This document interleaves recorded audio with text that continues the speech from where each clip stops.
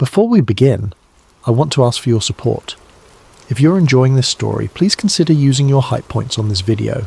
It helps the channel more than you could possibly know. If you're listening on Spotify, leaving a review would mean the world to us. And if you feel like it, drop a comment letting us know what time it is where you are and where in the world you're tuning in from. We absolutely love seeing where everyone is listening. Finally, if you enjoy this kind of content, please consider subscribing. It keeps us going. A huge thank you to Miss Jew for suggesting this story. Your idea sparked something incredible. Now let me tell you about something that happened above your head.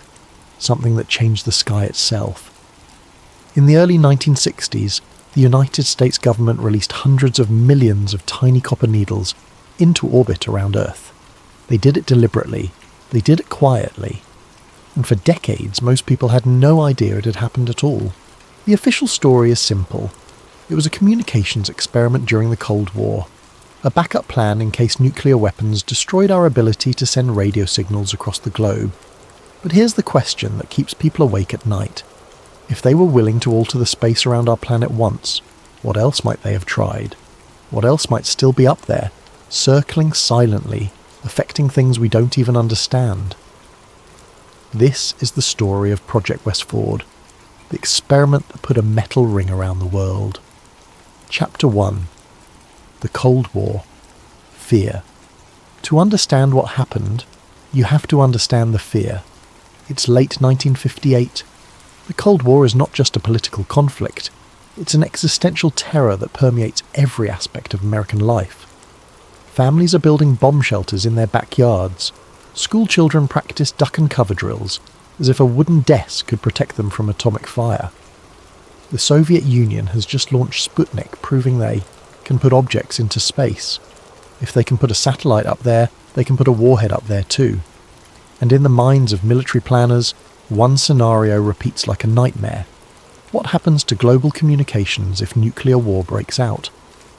At the time, long-distance radio communication relied on a natural phenomenon. Radio waves would bounce off the ionosphere, a layer of charged particles in the upper atmosphere, and reflect back down to Earth. This allowed signals to travel thousands of miles, hopping across continents and oceans. But the ionosphere was unreliable. Solar storms could disrupt it. Nuclear explosions could ionize the atmosphere in unpredictable ways, creating dead zones where no signals could pass. Worse still, if the Soviets struck first, they might deliberately target the ionosphere itself, blinding America's ability to coordinate a response. Picture the scenario that haunted Pentagon briefing rooms. It's 3 a.m. Radar stations detect incoming missiles. The president needs to be notified. Commands need to be relayed to bomber squadrons, to missile silos, to naval fleets scattered across the oceans. But the first Soviet warheads detonate in the upper atmosphere, designed specifically to create electromagnetic chaos.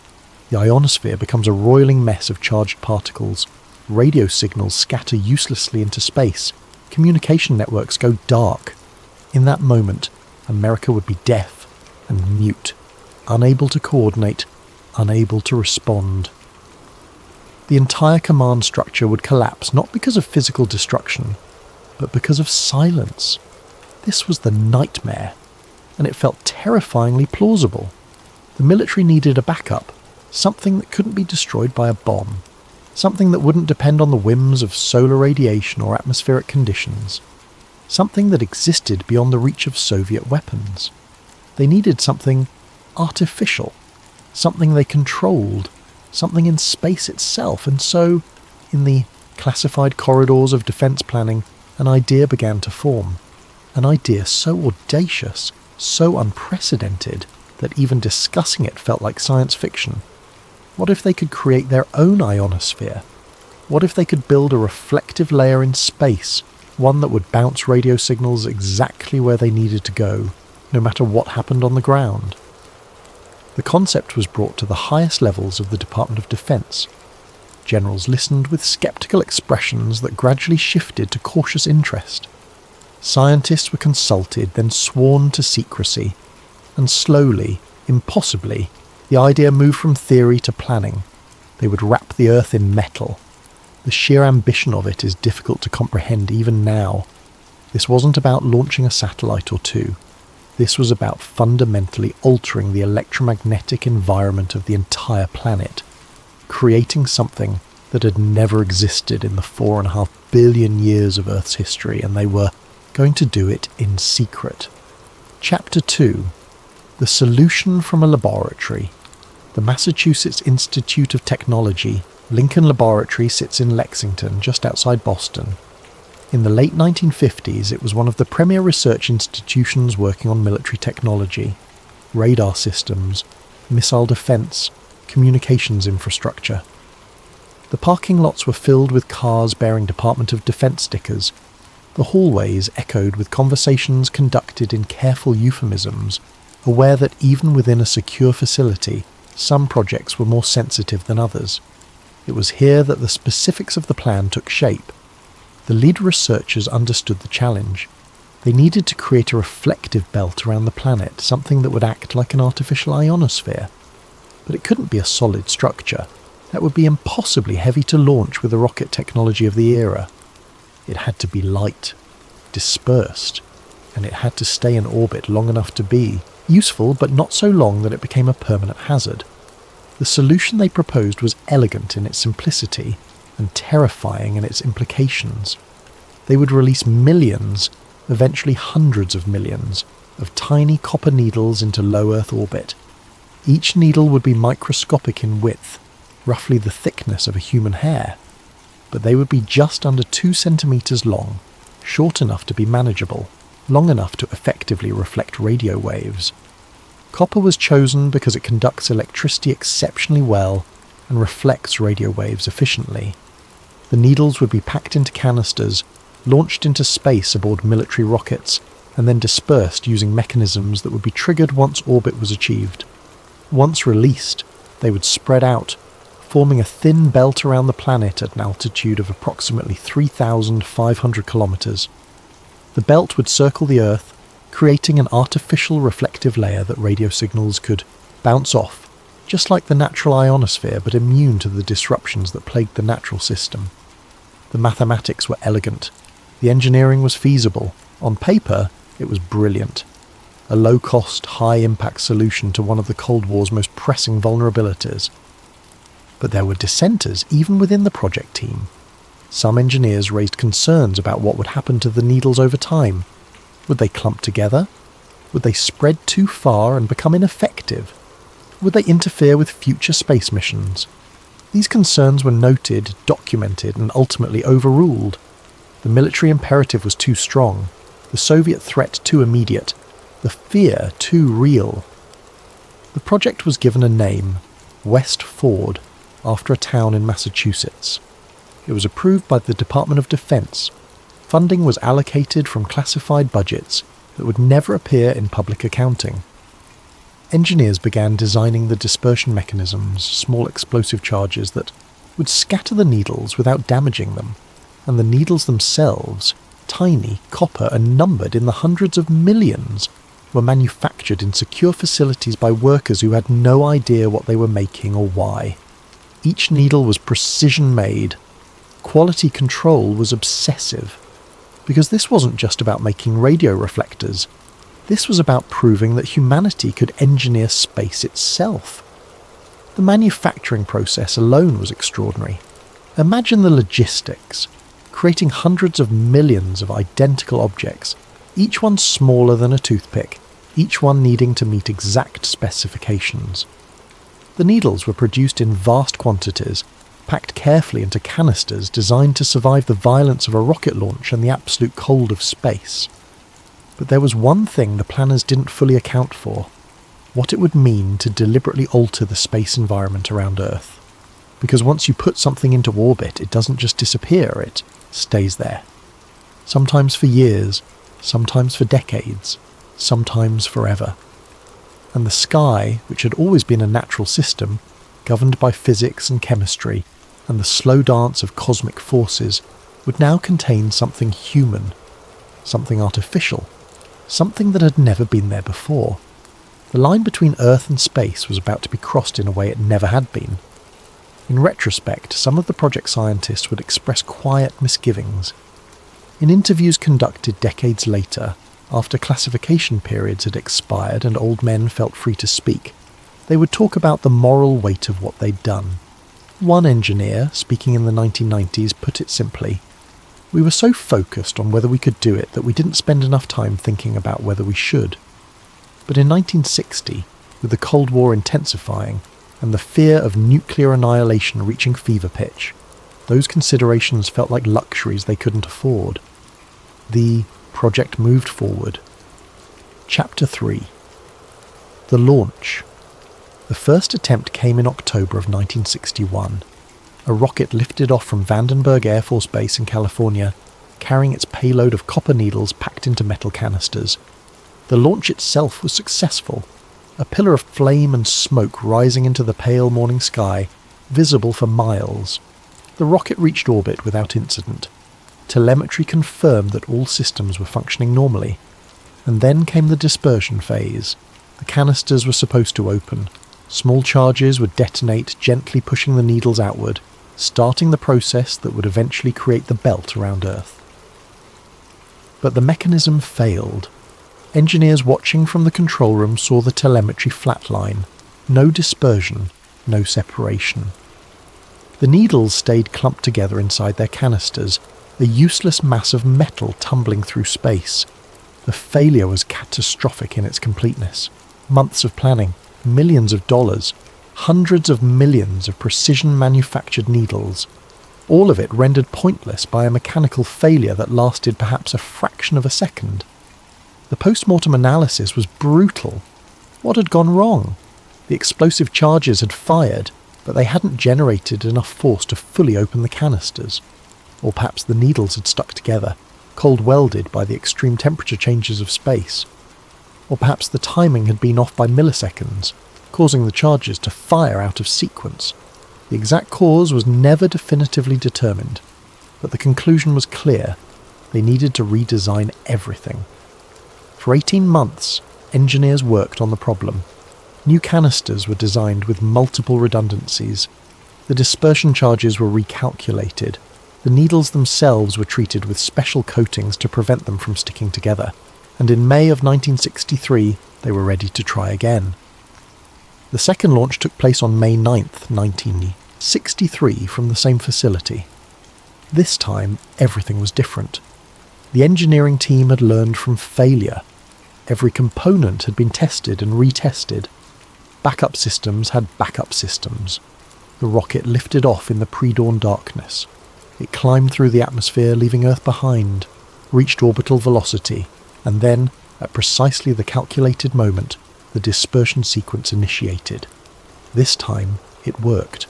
The canisters opened, the explosive charges fired in perfect sequence, and hundreds of millions of copper needles were released into the void. At first, they stayed in a dense cloud, a glittering mass tumbling together. But slowly, over days and weeks, they began to spread. Orbital mechanics took over. The needles drifted apart, each following a slightly different trajectory, influenced by Earth's gravity, by the faint pressure of sunlight, by the whisper-thin traces of atmosphere even at that altitude. They formed a thin, diffuse ring around the planet. From the ground, you couldn't see it. There was no visible change to the sky, no shimmering belt of metal stretching across the horizon. To the naked eye, everything looked exactly the same as it always had. The stars still shone. The moon still traced its path. The sun still rose and set, but instruments could detect it. Radio operators noticed the change almost immediately. Signals that should have faded over long distances suddenly came through clear. Propagation patterns shifted in ways that matched the theoretical predictions. The artificial layer was working exactly as designed. For the military planners who had championed the project, it was a triumph. They had done it. They had altered the electromagnetic environment of Earth itself. They had created a backup communication system that didn't rely on nature, but on human engineering. For a brief moment, the United States had something no nation had ever possessed: direct control over a layer of near-Earth space. But the public knew almost nothing about it. There was no major press conference, no announcement in the newspapers. The project was mentioned in technical journals, discussed quietly in scientific circles, but for the average person going about their daily life, it might as well have not happened at all. The ring was there, invisible, silent, encircling the world at thousands of kilometers per hour, and most people had no idea. Think about that for a moment. Hundreds of millions of objects, human-made, circling the planet, creating a new electromagnetic environment, and it happened without public knowledge or consent. The precedent this set would echo through the decades to come. Chapter 4. Astronomers raise the alarm. But some people did notice, and they were not happy. Civilian astronomers, particularly those in the international community, were furious when they learned what had been done. The United Kingdom was especially vocal. British scientists argued that the United States had unilaterally altered near-Earth space without consultation, without warning, without any consideration for the global implications. The Royal Astronomical Society released a statement that was diplomatic in language but seething in tone. They pointed out that the needles could interfere with astronomical observations. Telescopes rely on clear views of the sky. Any debris, any reflective material could distort readings or block faint signals from distant stars. Observations that took years of careful planning could be ruined by stray reflections off copper needles. But the concerns went deeper than just technical interference. There were questions about precedent. If one country could release material into orbit without asking permission, what would stop others from doing the same? What if every nation started using space as a dumping ground for experimental technology? The Soviet Union could claim they had just as much right to alter near-Earth space for their own purposes. So could China, or France, or any other nation with rocket capability. The orbital environment could become a free-for-all, with each country pursuing its own projects without regard for the cumulative impact. The broader scientific community raised questions about long-term consequences that the military planners had seemingly dismissed. How long would the needles stay in orbit? Would they eventually burn up in the atmosphere, or would some remain indefinitely, creating a permanent layer of human debris? What if they collided with satellites? What if they created a cascade of debris that made future space missions more dangerous? These weren't hypothetical concerns. The physics of orbital debris was already understood. Objects in orbit can collide. When they do, they create more debris. Each collision increases the risk of future collisions. In a worst-case scenario, you could get a chain reaction, one collision triggering another, then another, until entire orbital ranges become too hazardous to use. This phenomenon would later be named the Kessler syndrome, but in 1963 scientists were already warning about it, and the United States had just released hundreds of millions of potential collision hazards. The United States government responded with reassurances that felt carefully crafted to calm without actually revealing much. Officials stated that the needles would disperse naturally over time. Atmospheric drag would pull them down gradually. Within a few years, most would burn up on re-entry, creating brief streaks of light that would be indistinguishable from natural meteors. The risk to satellites was minimal because the needles were so small and spread so thinly. The interference with astronomy was temporary and would diminish as the belt dispersed. But here's where the conspiracy begins to take shape, because the reassurances were not accompanied by full transparency. The data from the experiment, the actual measurements of how the needles behaved, how long they stayed in orbit, what effects they had on radio propagation, whether they were dispersing as predicted, much of that remained classified. Independent scientists couldn't verify the government's claims because they didn't have access to the information. They couldn't examine the telemetry data. They couldn't review the orbital tracking. They couldn't see the radio propagation studies that would show exactly what the needle belt was doing. They were simply told to trust the military's assessment. And when you tell people trust us, it's fine, without showing them the evidence, without allowing independent verification, you create the perfect conditions for doubt. Doubt becomes suspicion. Suspicion becomes theory. And theory, when it involves altering the sky itself, becomes something darker.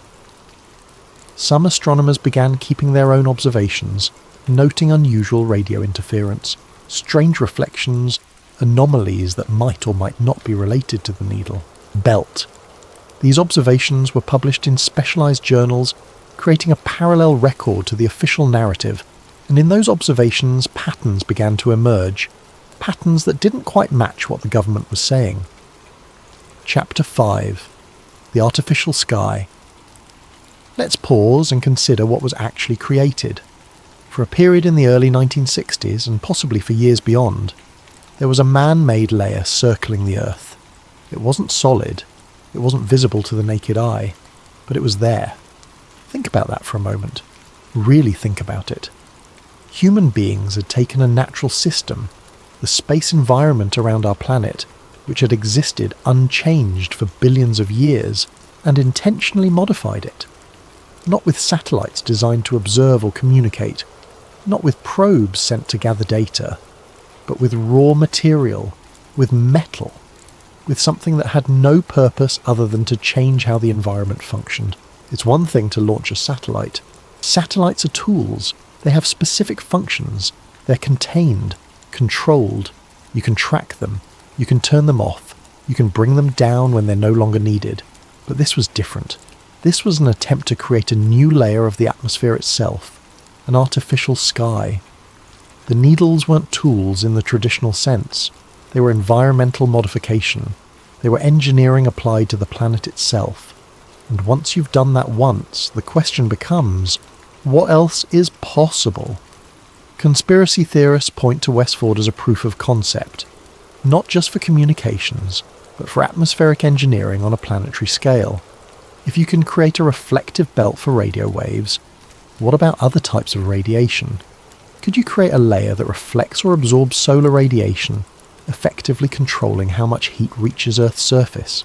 Could you influence weather patterns by altering the distribution of electromagnetic energy in the upper atmosphere? Could you create a shield? Or a weapon? The official answer is no. Westford was a single-use experiment, abandoned after satellites made it obsolete. The technology was crude, the effects were limited, and the whole thing was rendered unnecessary by advances in space-based communications. But the idea lingers, because the fact that it was possible at all means the boundary has already been crossed. The sky is no longer purely natural, it has been touched, altered, and once that line is crossed, it's hard to believe it was only crossed once. Consider the psychological impact of this realization. For all of human history, the sky was beyond our reach. We could observe it, marvel at it, navigate by it, but we couldn't change it. It was the ultimate constant, and then suddenly it wasn't. Suddenly the sky was something that could be engineered, modified to suit human purposes. The fundamental nature of reality, the separation between human and cosmic, had been blurred. Some people find this exhilarating, the triumph of human ingenuity over natural limits. We reached into space itself and made it serve us. Others find it deeply unsettling, a violation of something that should have remained untouched, a line crossed that can never be uncrossed. Both reactions are valid. Both reflect something true about what Project Westford represented. But there's another aspect that conspiracy theorists focus on, the secrecy. If this was such a triumph, why wasn't it celebrated? Why wasn't there a public announcement, a moment of national pride, a declaration that America had achieved something unprecedented? Instead, it was done quietly, hidden in technical reports and classified documents, revealed only when astronomers started asking uncomfortable questions. That secrecy suggests something. Maybe it suggests that the planners knew the public wouldn't approve. Maybe it suggests that there were aspects of the project that couldn't be revealed. Maybe it suggests that Westford was never meant to be a standalone experiment, but rather the first step in a longer program that the public was never supposed to know about. The sky had been altered, and most people never even knew it happened. That fact alone is enough to fuel conspiracy theories for decades. Chapter 6. The Signal Theory. One of the most persistent conspiracy theories around Westford involves what the needle belt actually did to global communications. The official story is straightforward. The belt reflected radio signals, allowing military communications to bypass potential disruptions to the ionosphere. It worked as designed, proved the concept, and was eventually rendered obsolete by satellite technology. but some researchers have suggested the effects were more complex, more interesting, and possibly more deliberate. The theory goes like this. The copper needle belt didn't just reflect signals passively, it amplified them, it distorted them, and in some cases it allowed for directional broadcasting in ways that normal radio propagation couldn't achieve. Here's why that matters. If the belt could amplify signals, it means the United States had a tool for boosting its own communications while potentially drowning out others.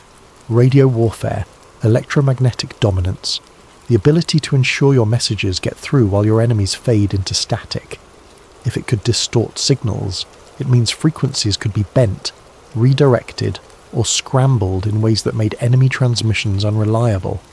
Imagine Soviet commanders trying to coordinate their forces, only to find their radio communications degraded in subtle ways. Not completely blocked, that would be obvious, but weakened, distorted, just unreliable enough to create confusion and delay. And if it allowed for directional broadcasting, it means signals could be aimed with precision, targeting specific regions of the planet while leaving others untouched. You could broadcast propaganda into Moscow while the rest of the world heard nothing. You could coordinate military operations with allies while denying the same capability to adversaries. Now, there's no public proof that any of this happened. But here's the problem. The testing data was classified. The full results of the Westford experiment were never released to the public. Independent scientists couldn't replicate the findings because they didn't have access to the equipment, the frequencies, or the information. We know the belt existed. We know it worked.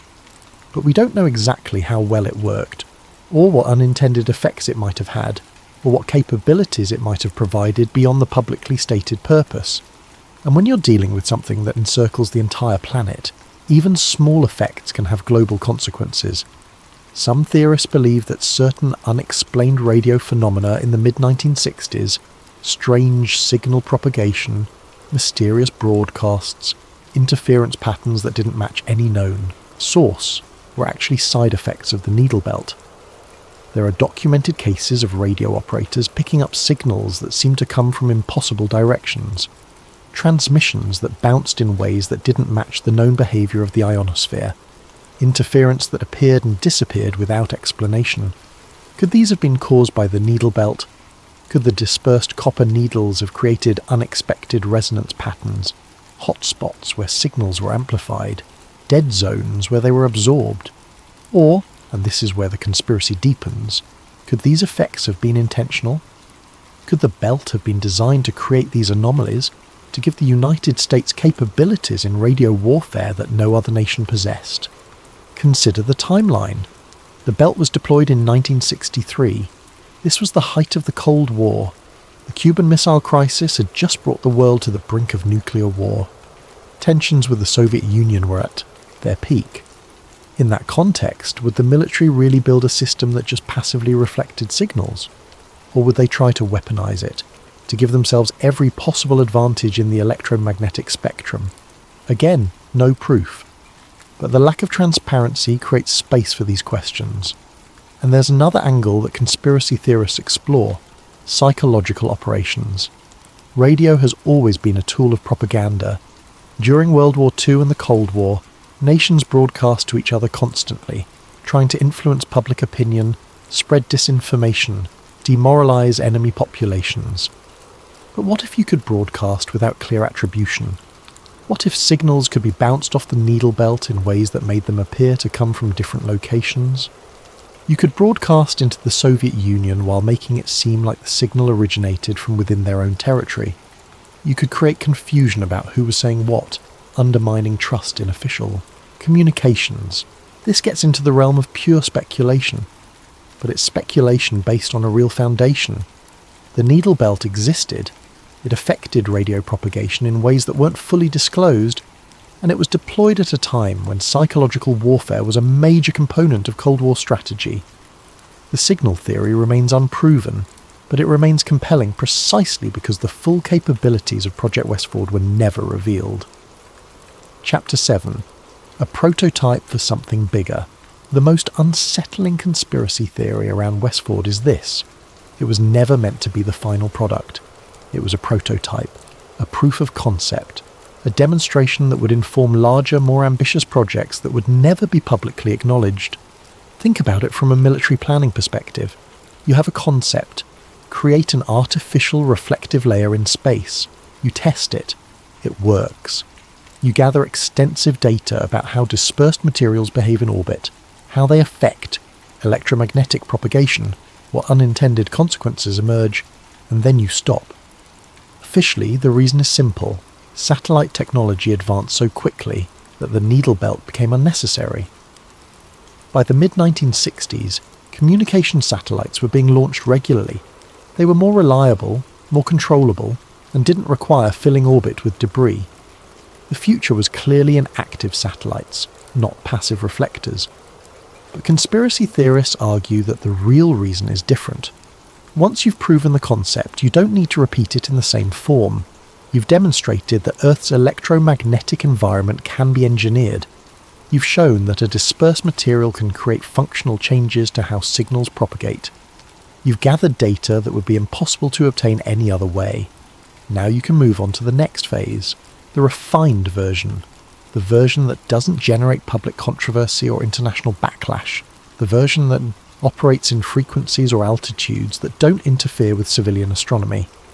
The version that's invisible not just to the naked eye, but to public awareness. Some theorists point to later satellite systems as descendants of the Westford idea. Not literal copper needles, but constellations of small satellites that achieve similar effects. Signal reflection, signal amplification, directed communication, environmental modification. The technology evolves, but the principle remains the same. Control the electromagnetic environment, and you control the information flow. Control the information flow, and you control the narrative. Control the narrative, and you shape reality itself. Consider the military satellite programs that emerged in the decades following Westford. Many remain classified to this day. We know they exist. Budget lines reveal their presence, but we don't know exactly what they do. Official descriptions are vague. Communication support, signals intelligence, environmental monitoring. But what if some of them are doing exactly what Westford did, just with more sophisticated technology? What if the lesson of Westford wasn't that passive reflectors don't work, but that they work too well to abandon? Others go even further. They suggest that modern atmospheric research programs, those involving ionospheric heating, electromagnetic pulse testing, or high-altitude releases of chemical traces, are all part of the same lineage. They all stem from the realization that the atmosphere and near-Earth space can be manipulated. The high-frequency active auroral research program, for instance, heats the ionosphere with powerful radio waves to study its properties. Officially, it's pure research, but conspiracy theorists see it as a descendant of Westford, another attempt to modify the electromagnetic environment, another experiment in environmental engineering, another step toward capabilities that the public doesn't fully understand. And it all started with a ring of copper needles, no explosions, no drama, just a quiet test that proved the sky could be changed. The implications are staggering when you follow them to their logical conclusion. If the atmospheric environment can be engineered, then weather could potentially be modified, climate could be influenced. The very conditions that support life on Earth could be subject to human control. And who would control it? What nation? What organisation? Would it be done openly, with international cooperation and oversight? Or would it be done the way Westford was done? Quietly, secretly, with the public learning about it only after the fact. The conspiracy isn't that any specific terrible thing has happened. It's that the precedent has been set. The technological and ethical barriers have been breached, and once you cross that line, history suggests you don't go back. Chapter 8. What was never repeated? After the backlash from the scientific community, no similar experiment was ever publicly announced again. No government came forward with plans to release dispersed materials into orbit. No military program openly proposed creating artificial layers in near-Earth space. The international community, such as it was, seemed to reach an unspoken agreement that Westford had been a step too far. The official explanation is that there was no need. Satellites had rendered the technique obsolete. Why scatter millions of passive reflectors when you could launch active communication satellites that did the job better and with more control? But let's consider the alternative interpretation. If you've conducted an experiment that proves a concept, and that experiment generates international controversy and scientific backlash, what's the logical next step? You don't repeat it publicly. You don't announce sequel projects. You take the lessons learned and apply them in ways that don't attract attention. The conspiracy framing goes like this. Westford was loud because it was the first attempt. It was crude. Hundreds of millions of needles dispersed into orbit. Of course, people were going to notice. Of course, astronomers were going to complain. The technology was blunt, the approach was obvious, and the results were detectable by anyone with the right equipment. But once you've proven it works, you can refine the approach, make it smaller, make it targeted, make it invisible. Modern satellite constellations number in the thousands. Some are the size of toasters, some are even smaller. They operate on frequencies that don't interfere with civilian astronomy. They're launched quietly, regularly, without fanfare. And because they're satellites, defined, trackable objects with clear purposes, they don't generate the same visceral reaction that releasing raw material into space did. But the effect is similar, isn't it? A network of reflective objects circling the planet, altering how signals propagate, giving certain actors control over electromagnetic pathways. The technology didn't disappear, it just became normalized. We live in a world where thousands of human-made objects orbit overhead at any given moment. We accept it as ordinary, unremarkable. The night sky is filled with satellites, so many that they create problems for astronomers trying to observe deep space. But we've adjusted, we've accepted it, and it all started with an experiment that people found disturbing precisely because it felt like a violation of something natural. The sky was supposed to be untouched, sacred in a way, the realm of nature and cosmos beyond human interference. And then it wasn't. Here's what makes the conspiracy theory compelling: the pattern of behaviour. When Westford was revealed, there was pushback, international criticism, scientific concern. So the program ended publicly. But the technology that made it possible didn't disappear. The knowledge didn't evaporate. The engineering expertise that could design, manufacture, and deploy hundreds of millions of objects into precise orbits, that remained. And in the decades since, we've seen an explosion of space-based technology.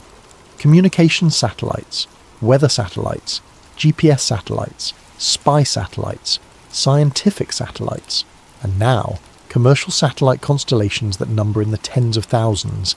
Each one is tracked, each one has a purpose, each one is officially benign. But what if some of them aren't? What if some of them are doing exactly what Westford did, just with more sophisticated technology and better operational security? The conspiracy doesn't require believing in anything outlandish. It just requires accepting that governments might continue to pursue capabilities that they've already demonstrated, while being more careful about public relations. And when you frame it that way, it doesn't sound like a conspiracy at all. It sounds like standard operating procedure. Chapter 9. Are the needles still there? Here's a question that doesn't have a clear answer. How many of the needles are still in orbit? Official statements from NASA and the Department of Defense claim that most of the needles dispersed and burned up in the atmosphere within a few years. Atmospheric drag pulled them down gradually. By the early 1970s, the belt had largely dissipated. The experiment was over, the sky returned to its natural state, and space was no more cluttered than it had been before. But some scientists aren't so sure. Studies conducted in the decades since have detected small amounts of debris in the orbital range where the needles were released. Some of it matches the expected composition and size of the Westford needles. Spectroscopic analysis shows copper. The size distribution fits. The orbital parameters are consistent. The estimates vary wildly. Some researchers suggest that a small fraction, perhaps a few percent, of the original needles remain in orbit. Others argue the number could be higher, possibly much higher. The problem is that tracking objects that small is incredibly difficult. Modern space surveillance systems can detect debris down to a certain size, but something as thin as a copper needle, tumbling end over end, reflecting light unpredictably, can easily slip through the net. They're too small for most radar systems, too dim for most optical tracking. They don't emit signals, they don't have transponders, they're just pieces of metal, drifting silently through the void. So there's a possibility, slim but real, that some of the needles are still up there, still circling, still reflecting, still part of the electromagnetic environment of Earth. And if that's true, then the Westford experiment never really ended. It just faded into the background, became part of the baseline, a permanent invisible alteration to the space around our planet that we've simply learned to ignore. Some conspiracy theorists go further. They suggest that the needles weren't designed to burn up at all, that the official timeline was a cover story, that the belt was always intended to be semi-permanent, a long-term tool for signal control that would degrade slowly but never fully disappear. The reasoning goes like this. If you're going to the trouble of launching hundreds of millions of objects into space, why design them to fall back to Earth in a few years? Why not make them stable in orbit so they can serve their purpose for decades? The official answer is that they wanted to minimize the long-term impact on the space environment. They wanted the needles to naturally clear out so they wouldn't pose a permanent hazard. But the conspiracy answer is that the official explanation is cover, that the needles were always meant to stay up there, providing a long-term capability that would outlast any single satellite system. There's no evidence for this. But the lack of comprehensive tracking data means there's no way to definitively disprove it either, and that uncertainty is where conspiracy theories thrive. Consider what it would mean if even a fraction of the needles are still in orbit. Millions of tiny copper reflectors spread throughout near-Earth space. They wouldn't form a coherent belt anymore. They'd be too dispersed for that. But they'd still be there, still reflecting radio waves in ways that are hard to predict or control. Could they still be affecting radio propagation in subtle ways? Could they be creating interference that we've just learned to filter out as background noise? Could they be altering the electromagnetic environment in ways we don't even recognise because we have no baseline from before they were there? These questions can't be answered with certainty, and that's exactly the problem. We change something fundamental about our planet's environment, and we can't even be sure when or if that change ended. Chapter 10. The ethical line that was crossed. Let's step back from the technical details and the conspiracy theories for a moment. Let's consider the broader implications of what happened. Project Westford was a planetary-scale experiment. It altered the space environment around Earth. Not dramatically, not catastrophically, but meaningfully. It was conducted without public consultation, without international agreement, without informed consent from the billions of people living under that sky. One government, facing what it perceived as an existential threat, made a decision that affected the entire planet, and they did it quietly, secretly, in a way that ensured most people would never know it had happened. Now, you could argue that it was necessary, that the Cold War created unique pressures that justified extreme measures, that the fear of nuclear annihilation was real and immediate, and that sometimes you have to act without consensus, because consensus is impossible in a crisis. You could argue that the military had a responsibility to protect the nation, and that responsibility trumped the need for transparency. You could argue all of that, and some of it would be true, but the precedent it set is undeniable. If one nation can unilaterally alter near-Earth space, what's to stop others from doing the same? What's to stop private corporations from doing it in the future, when space launch becomes cheap enough that billionaires can afford to pursue vanity projects that affect everyone on the planet? We already see hints of this. Commercial satellite constellations are being launched by private companies, filling low Earth orbit with thousands of new objects. Some astronomers warn that these constellations will interfere with ground-based observations, making it harder to study the universe. Some worry about the long-term sustainability of orbital space, about the risk of collisions and cascade effects. But the launches continue, because the precedent has been set. The sky is no longer untouchable, it's no longer protected, it's become a commons that anyone with sufficient resources can exploit. And the ethical framework that might have prevented this, the idea that some things belong to everyone and should require collective agreement before they're changed, that framework was eroded by Project Westford. Because once you cross a line like that, once you demonstrate that planetary scale engineering is possible and can be done without permission, you can't uncross it. The line stays crossed. Think about what this means for the future. We're entering an era where technology is giving us unprecedented power to modify our environment. Climate engineering, atmospheric modification, orbital infrastructure, and the precedent we have for how to handle these capabilities is Project Westford. Do it secretly, announce it after the fact, reassure people it's safe, and continue anyway, even if they object. That's a terrifying precedent. Because the stakes are only getting higher. Climate change is an existential threat. Some scientists are seriously proposing atmospheric engineering as a solution, releasing particles into the stratosphere to reflect sunlight, cooling the planet artificially. It sounds like science fiction. It sounds impossible. But so did wrapping the Earth in copper needles. And that happened. If we decide we need to engineer the climate to save ourselves, will it be done openly, with international cooperation and democratic oversight?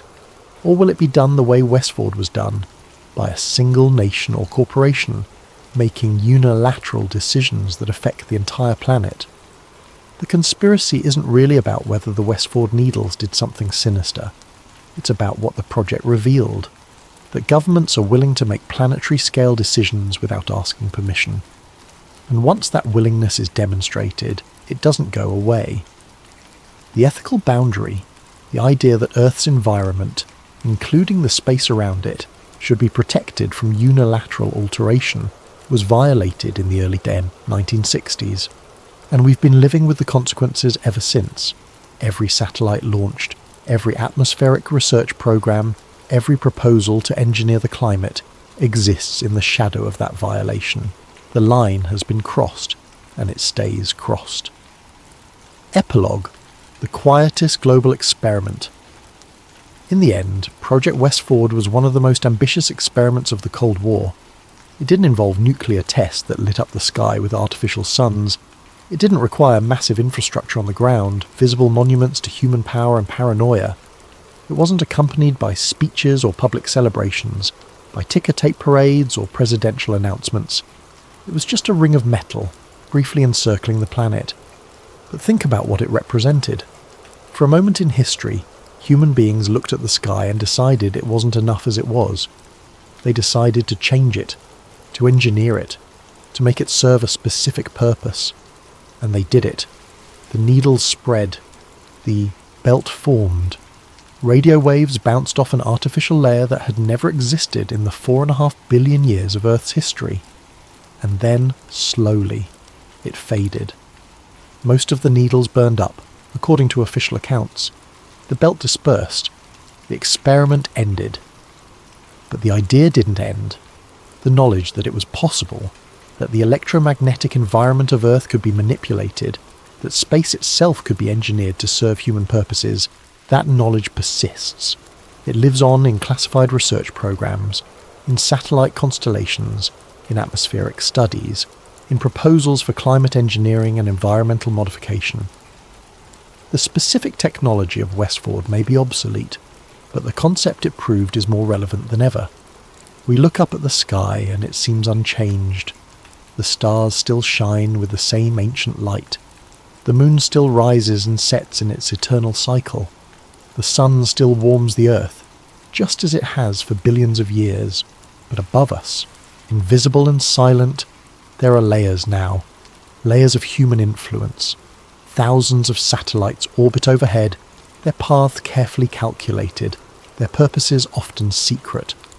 Some are the size of school buses, some are barely larger than a shoebox. They form constellations and networks, reflecting signals, gathering data, watching the planet below, and perhaps still a few copper needles tumbling through the void. Remnants of an experiment that was supposed to be temporary but might have become permanent. The sky looks the same, but it has been altered, and once you know that, you can't look at it the same way again. Because the most unsettling truth isn't that they did it once, it's that they proved it could be done. And in the decades since, the technology has only gotten better. The satellite's smaller, the methods quieter, the oversight weaker. We live under a sky that is no longer entirely natural. Most people go about their lives without thinking about this. They look up, see the stars, and assume that what they're seeing is the same sky that ancient humans saw, unchanged and eternal. But it's not. The sky has been engineered, modified, made to serve human purposes, and Project Westford was the beginning, the proof of concept, the moment when the boundary was crossed. The conspiracy isn't that something terrible happened.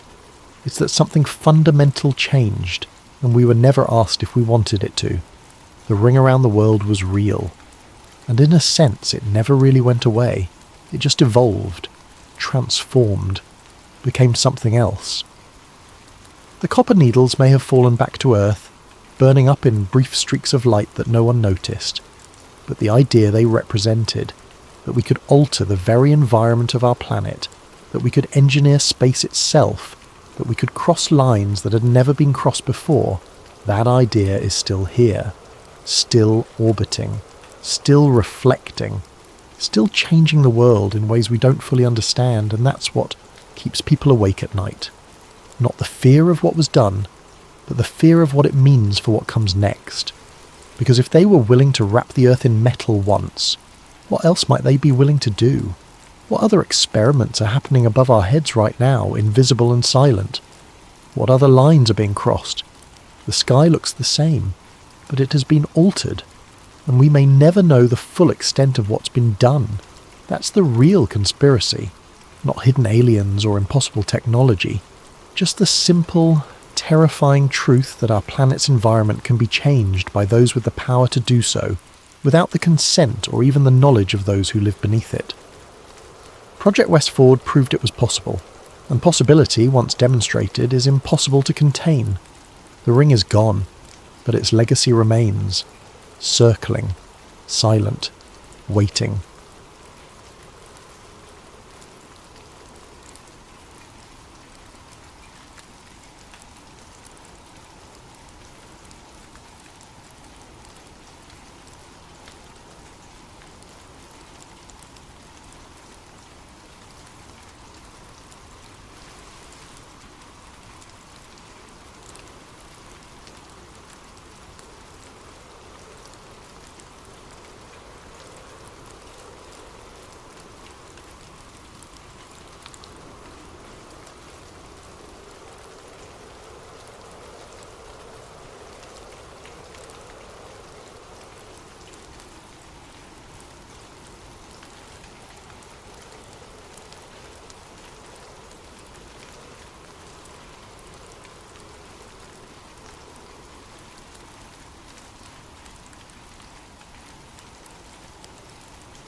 Before we begin tonight's story, if you're enjoying the content here on Sleep Theories, please consider using your hype points on this video.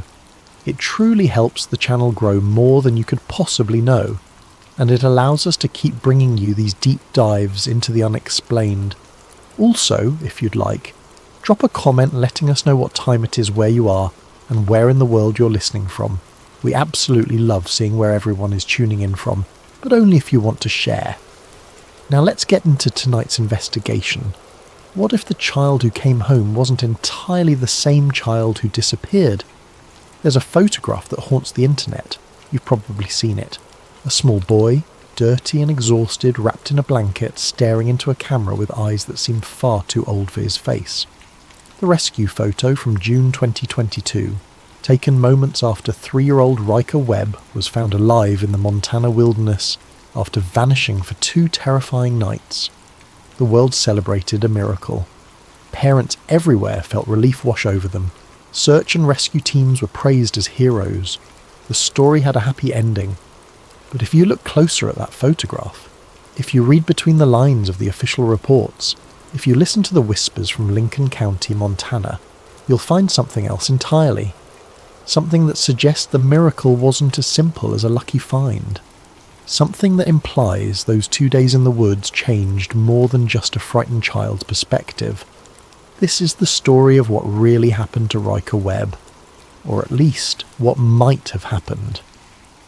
Because the truth, as you'll soon discover, has been carefully managed, quietly buried, and deliberately obscured. My name is Elena Ferguson, and I'm a journalist from Spokane, Washington. I spent a year investigating this case, and what I found will make you question everything you thought you knew about missing children, wilderness survival, and the things that live in places humans rarely venture. Intro: the photo that never made sense. June 5, 2022, Montana. When Riker Webb walked out of those woods, when search teams found him inside an abandoned shed nearly 2 miles from his home, the relief was universal. News outlets ran the story with headlines like "Miracle in Montana" and "Toddler beats the odds." His parents wept with joy. The community of Troy, a tiny outpost in Lincoln County with barely 1,000 residents, exhaled collectively. But I remember seeing that photograph for the first time and feeling something other than relief. Call it journalistic instinct or maybe just human intuition. But something was wrong with the picture. Not technically wrong. The image was clear enough. The rescue workers looked appropriately concerned. The blanket wrapped around the boy was standard issue emergency gear. It was his face that bothered me. His hair looked different. Matted, yes, from 2 nights in the rain, and cold. But there was something about the way it framed his features that seemed older somehow, as if he had aged more than 48 hours. His expression didn't match what you would expect from a 3-year-old who just endured a terrifying ordeal alone in bear country. There was no crying, no reaching for parents, no visible fear or relief. Just this calm, almost watchful stare. And his eyes. God, his eyes looked wrong. Not injured or diseased, but wrong in a way I couldn't articulate then and still struggle to explain now. They looked like they'd seen something no child should see. Something no adult should see, for that matter. I wasn't the only one who noticed. Online forums began picking apart the photograph within hours. Reddit threads spawned conspiracy theories. Facebook groups dedicated to missing persons cases flagged the image as unusual. Most of it was the typical internet noise, people seeing patterns where none existed, making mountains from molehills. But some of the observations were harder to dismiss. Someone pointed out that Riker's skin tone seemed different in the rescue photo compared to family pictures taken weeks earlier. Another noted that the way he held his hands seemed too controlled for a traumatized toddler. A retired pediatric nurse commented that his facial expressions suggested a developmental age inconsistent with 3 years old. The mainstream media ignored these observations, as they should have. Conspiracy theories about missing children are dangerous territory, and most of the speculation was baseless. Most of it, but not all of it. Because as I dug deeper, as I travelled to Troy and started interviewing people who were actually there, who actually participated in the search, who actually saw Riker in those first hours after he was found, I realised the official story had holes. Big holes. The kind of holes that exist because the truth has been carefully excavated and replaced with something more palatable. This is that truth, or as close as I could get to it. Act 1. The real timeline. Let me start with what we know for certain. The documented facts that nobody disputes. June 3, 2022. Late afternoon, around 4 o'clock. Riker Webb disappeared from his family's yard on Deerwood Lane in Troy, Montana. He'd been playing outside while his parents worked on household projects. The yard backed up to dense wilderness, the kind of thick forest that characterises northwestern Montana, all Douglas fir and western larch, with underbrush so dense you can't see 10 feet in any direction. One moment he was there, the next he wasn't. His parents called the Lincoln County Sheriff's Office immediately. By evening, a full-scale search operation was underway. Ground teams, ATVs, tracking dogs, air support with helicopters, everything you'd mobilise for a missing child in mountain country. The conditions were brutal. Temperatures that night dropped into the low 40s. Heavy rain moved.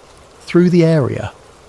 This was wilderness where mountain lions prowled and black bears were common. The terrain was unforgiving, full of cliffs and ravines and abandoned mining cabins from Montana's resource extraction past. The search continued through June 4th and into June 5th. 72 hours of coordinated effort involving dozens of volunteers, professional search and rescue teams, and law enforcement from multiple agencies.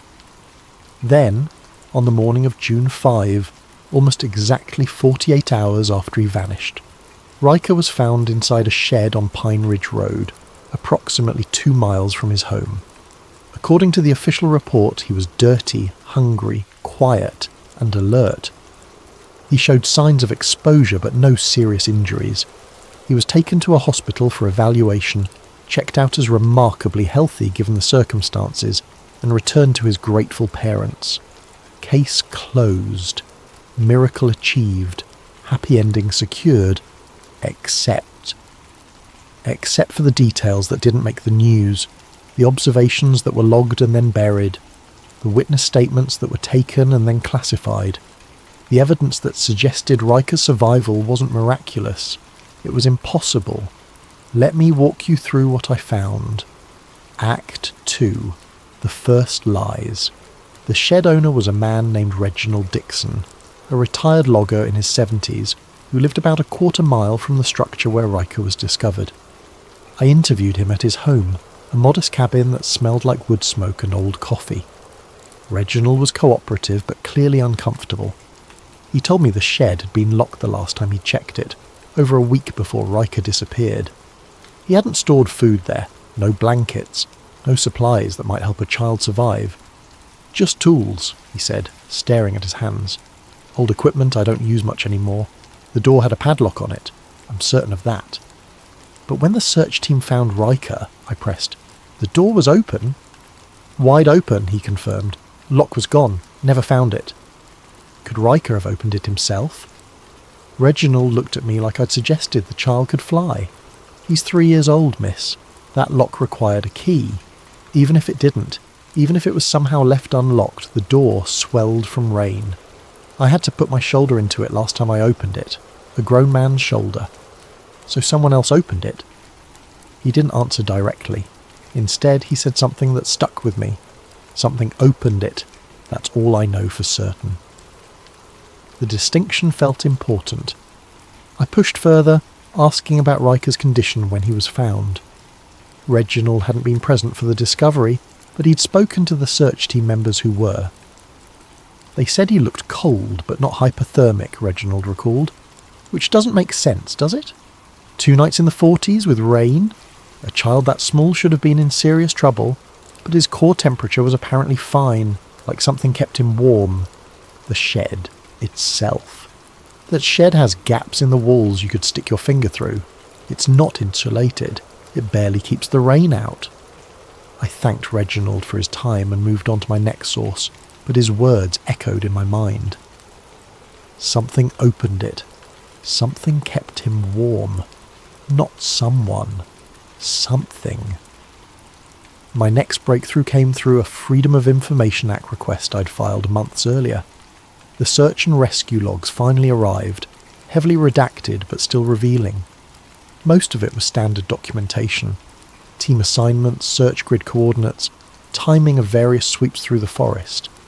But scattered throughout were observations that painted a very different picture than the official narrative.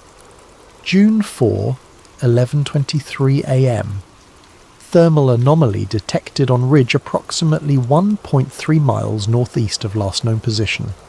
Negative on visual confirmation. Signature disappeared before ground team arrival. June 4, 2:47 p.m.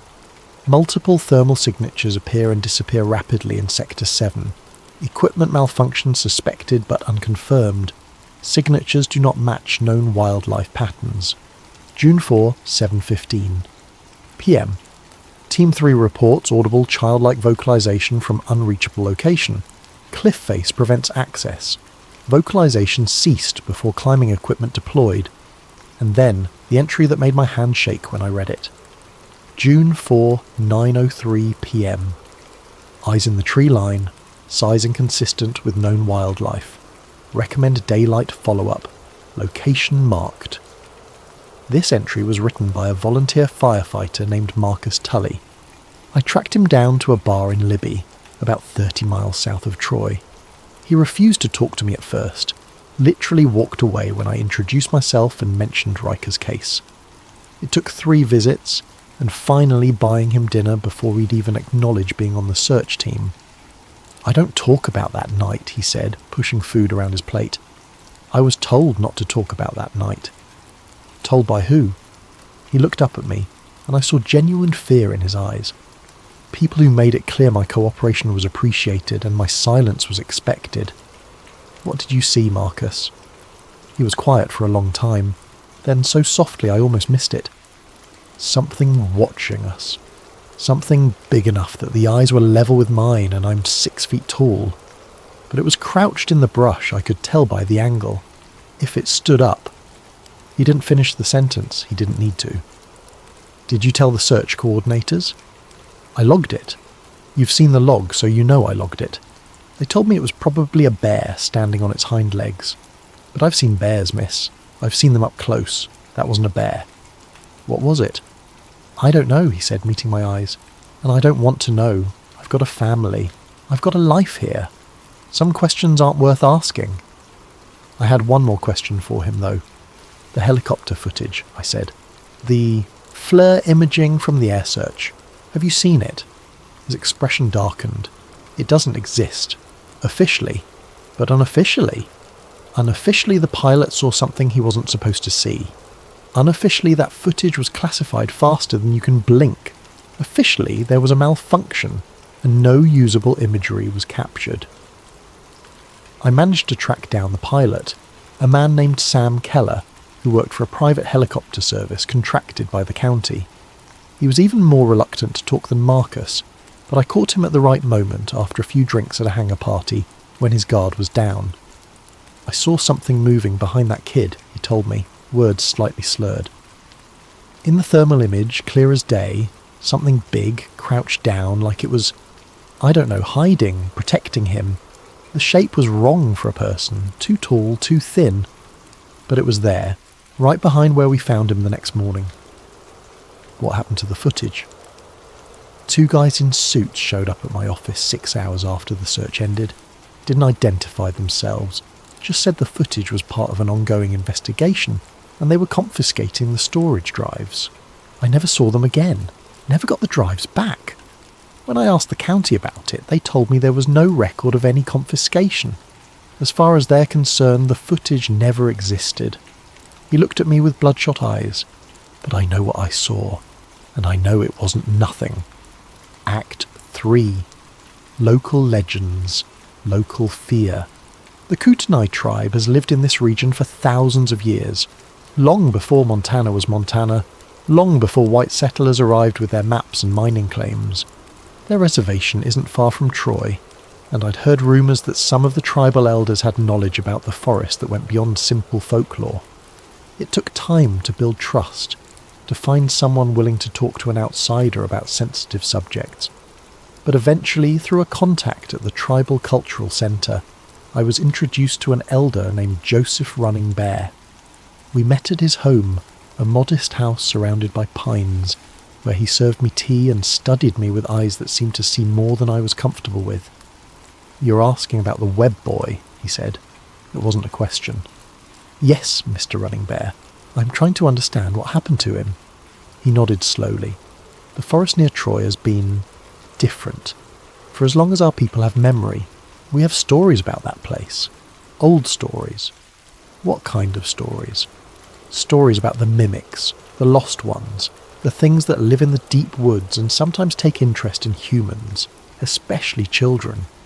He poured more tea, taking his time, choosing his words carefully. "Our legends speak of beings that can imitate human voices, especially the voices of children. They call out in the dark, leading people astray. But sometimes, rarely, they do the opposite. Sometimes they protect. Protect who? The innocent, the vulnerable, children who wander into their territory. I felt a chill run through me despite the warm tea. Why would they do that? Joseph shrugged. The stories don't explain their motivations. Maybe they're lonely. Maybe they remember being human once if they ever were. Maybe they operate on logic we can't understand. But the pattern is consistent. Some who go missing in those woods return, and some who return are not quite the same. Not the same how? He looked at me for a long moment before answering. They come back changed. Sometimes physically, sometimes in behaviour, sometimes in ways harder to define. Like they've seen something, experienced something, that fundamentally altered them. The eyes are usually what people notice first. The eyes look older. My hands were shaking. I set down the teacup. Has this happened before? With other children? I cannot speak to specific cases, he said carefully, but I can tell you that the area around Bull Lake Road and Pine Ridge Road has a history. Our people avoided certain parts of that forest traditionally. We marked them as places where the boundary between worlds is thin. After leaving Joseph's home, I went to the Lincoln County Courthouse and started digging through old records, missing persons cases going back decades. What I found was disturbing in its consistency. 7 missing child cases since 1960, all within a 2-mile radius of Pine Ridge Road. 3 found alive, all with memory gaps, all describing similar experiences. Darkness, cold, then warmth, a presence that felt protective rather than threatening, and finally being led or carried to a place where humans could find them. The other 4 were never found. The 3 survivors all exhibited behavioural changes after their return. Withdrawal, night terrors, unusual maturity for their age. In each case, the official explanation was trauma from being lost in the wilderness. But reading between the lines, reviewing old police reports and newspaper articles, I could see the pattern Joseph had described. Something in that forest takes an interest in lost children. Sometimes it returns them, but they come back different. I managed to track down a woman who taught at Riker's preschool, though she insisted on anonymity. We met at a coffee shop in Kalispell, far enough from Troy that she felt safe talking. He changed after he came back, she told me, stirring her coffee nervously. I mean, you'd expect some trauma response, right? A child going through something that frightening. But it was more than that. How so? He was more withdrawn, yes. The night terrors were bad, according to his parents, but there was also this maturity. Like he'd suddenly understood things he shouldn't understand at 3 years old. The way he'd look at you sometimes, it was like being evaluated by an adult in a child's body. She leaned closer, lowering her voice. He kept talking about the other boy. Said the other boy was nice, that the other boy kept him warm, that the other boy told him stories. Did his parents mention this? They told me he was just processing the trauma through imagination, creating an imaginary friend to cope with being alone, but what? One day, about a month after he came back, he was drawing in class. I looked over his shoulder and saw he'd drawn 2 figures. When I asked him who they were, he said, me and him. I asked who him was, and he looked at me like I was stupid. He said, the other boy. He said he'd stay in the woods so I could come home. He said it was a fair trade. She wrapped her hands around her coffee mug. I mentioned it in a report to the school counsellor. 2 days later, I was called into the principal's office with a county official I'd never met. They told me that spreading rumours about the Webb case was harmful to the family and potentially actionable. They strongly suggested I focus on Riker's present well-being and stop dwelling on his statements about the experience. They threatened you. They didn't have to threaten explicitly. The message was clear. Stop talking about this, or there will be consequences. Act 4. The eyewitness who breaks the case. For months, I'd been trying to find someone from the original search team willing to go on record with details that contradicted the official story. Most refused outright. Others simply stopped returning my calls. The culture of silence around the Webb case was ironclad. Then I got a call from a number I didn't recognise. The voice on the other end was elderly, male, hesitant. Miss Ferguson, my name is Benjamin Hartley. I understand you've been investigating what happened to the Webb boy. I think we should talk. We met at his home outside Troy, a small ranch house with a view of the Cabinet Mountains. Benjamin was in his late 60s, a retired contractor who'd volunteered with search and rescue teams for over 30 years. "I was there," he said simply, once we'd settled in his living room. "I was on the team that found him." My heart rate picked up. "Can you tell me what you saw?" He pulled out a folder, old and worn, and handed it to me. "These are copies I made before I turned in my official report. I knew even then that something wasn't right about how the whole thing was being handled. Inside were photographs, notes, sketches, evidence that had never made it into the public record. We found footprints," Benjamin said, pointing to one of the photos, "next to where Riker had been. Small footprints consistent with a child his size, but there were others." The photograph showed depressions in the mud near the shed. Alongside the small prints were larger ones, much larger, and they were barefoot. "Human?" I asked. "Shaped like human feet," Benjamin corrected, "but the proportions were wrong. Too long, too narrow, and the stride length suggested something tall. Very tall." "How tall?" "Based on them spacing, I'd estimate 7 feet, maybe more." He showed me another photograph, this one showing drag marks in the dirt. These led to the shed, short marks like something was being carried. The spacing and depth suggested significant weight, more than a 3-year-old child, like whatever was carrying him was heavy enough to sink deeper into the ground. "Could it have been an animal? A bear?" Benjamin shook his head. "I've tracked animals my whole life. These weren't animal prints. And there were these other impressions." He pointed to circular marks in another photograph. "We couldn't figure out what made these. They were too regular to be natural, too random to be man-made." One of the guys on my team said they looked like a deer standing on its hind legs might make, but that's absurd. What did the sheriff's office say? "They told us to exclude the unusual prints from our official report. Said it would confuse the investigation and distract from the main goal of finding Riker safe. When I pointed out that Riker had already been found, they changed their reasoning. Said it would traumatize the family to know something else had been near their son. Said we should focus on the positive outcome and not create unnecessary fear." He leaned back, looking tired. "But here's the thing that really bothered me. When we actually found Riker, when we approached the shed, the door was standing wide open. Not just unlocked, open, like something had just left." "Did you see anything?" "No, but I felt it. We all felt it. Something watching us from the tree line. Something that disappeared the moment we got close to the boy."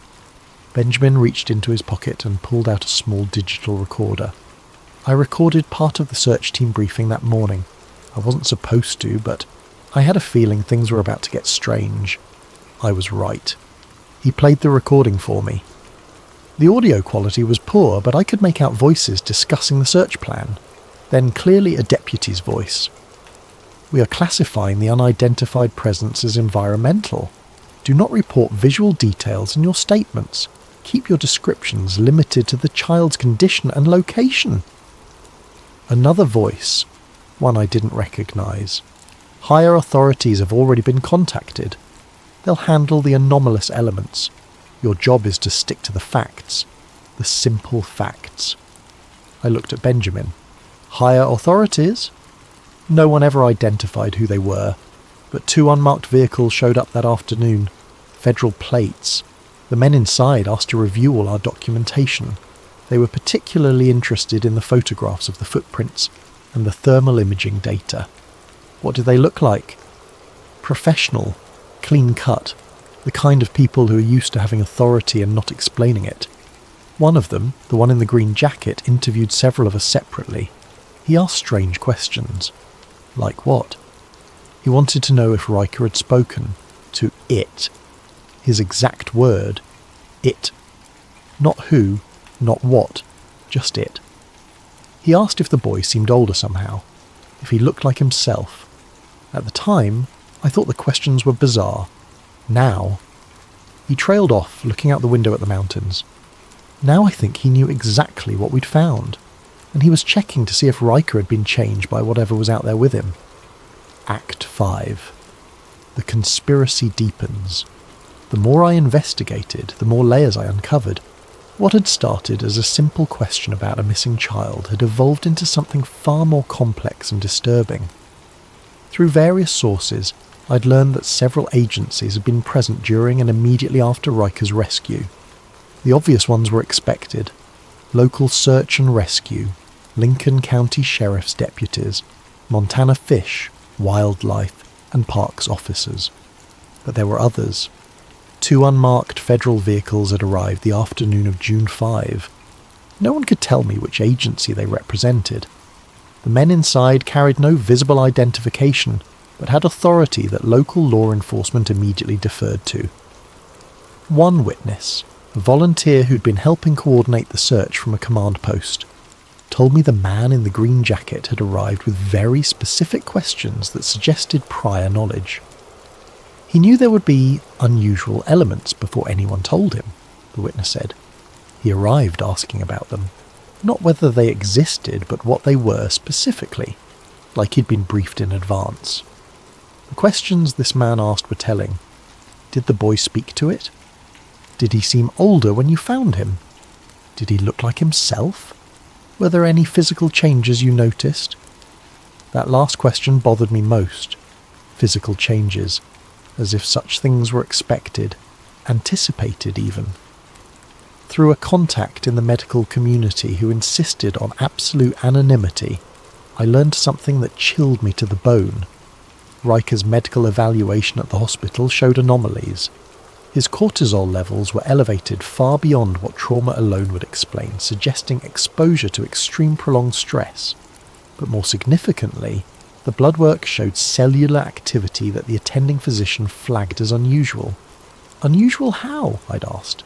Like accelerated cellular turnover. Like his body had aged more than 2 days at a cellular level. The doctor wanted to run additional tests, but before she could, someone from administration came down and seized all the samples and paperwork. They said there had been a filing error and the tests needed to be redone at a different facility. Were they redone? Not as far as I know. The whole incident was classified as a clerical mistake and expunged from the record. But the doctor who initially examined him? She left the hospital 3 months later, moved out of state.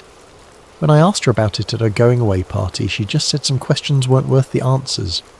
There was another detail that kept nagging at me, something so seemingly impossible I almost discarded it entirely.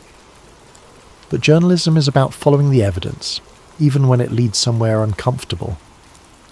When search teams initially interviewed Riker about how he survived, his answers were inconsistent with the official narrative. According to multiple sources who were present but refused to go on record, Riker repeatedly mentioned the quiet boy.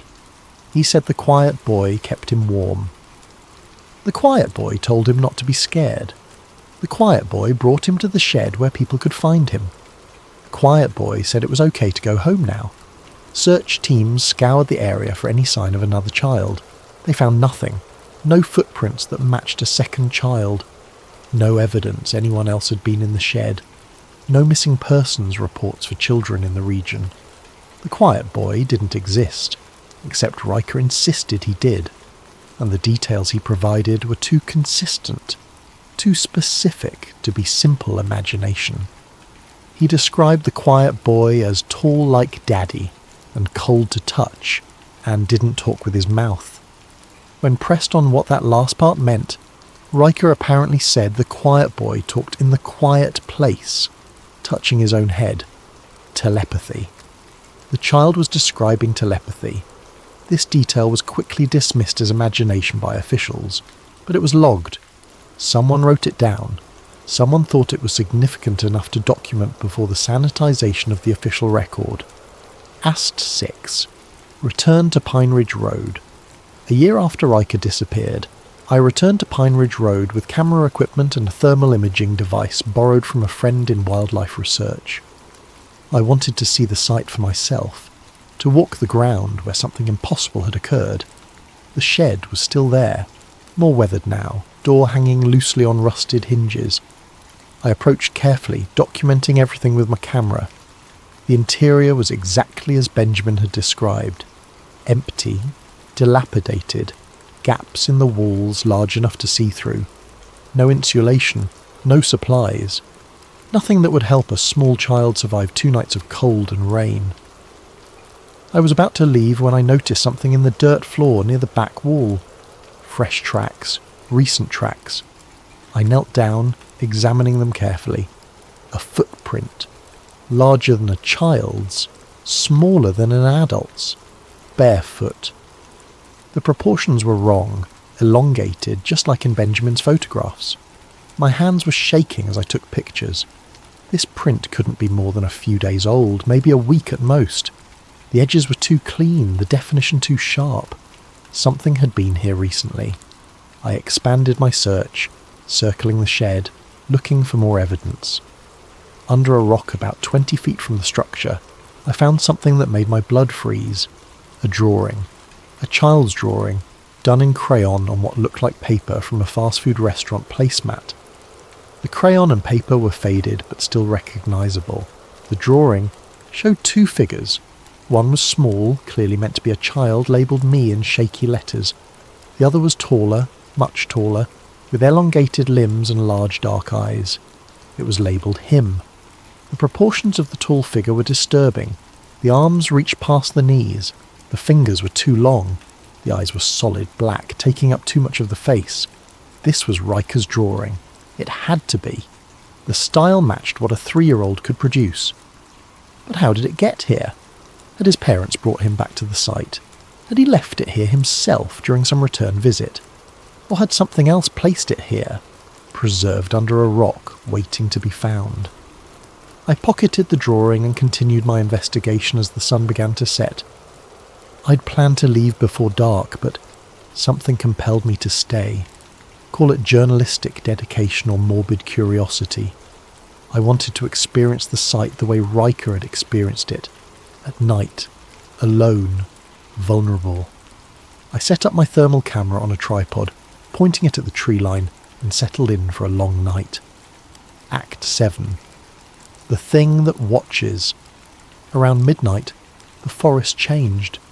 I can't explain exactly how. The ambient noise didn't stop, the temperature didn't drop dramatically, there was no obvious shift in the environment. But something changed. The quality of the darkness felt different, heavier, more attentive. Then I heard it. A child laughing. High and clear and completely out of place in the deep woods after midnight. I grabbed my flashlight and pointed it toward the sound, but saw nothing. The laughter continued, moving through the trees with impossible speed, first to my left, then to my right, then behind me. My rational mind screamed that it was an animal, a fox or a bird, something with a call that mimicked human sounds. But my instinct knew better. This was laughter. Human laughter. A child's laughter. Then it spoke. "Hello?" A child's voice. Riker's voice. I recognised it from news footage I'd watched dozens of times. But Riker was miles away, safe at home with his parents. "Hello? Are you lost?" The voice was getting closer. I fumbled with my thermal camera, pulling up the display screen with trembling hands. 2 heat signatures appeared in the image. One was child-sized, standing about 30 yards into the tree line. The other was larger, much larger, crouched behind the first. The proportions were wrong. The limbs too long, the torso too narrow, the head too large. I watched, frozen, as the smaller signature moved toward me. The larger one stayed back, unmoving, just watching.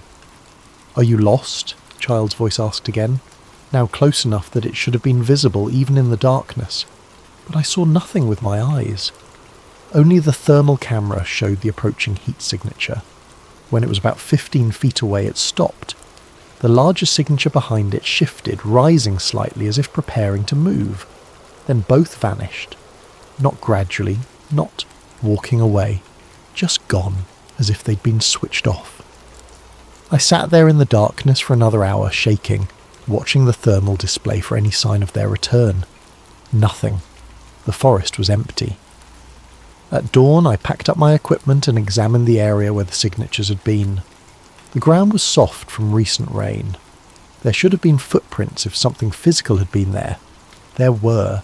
Small barefoot prints, child-sized, and larger ones behind them, the same elongated proportions as the print I'd found in the shed.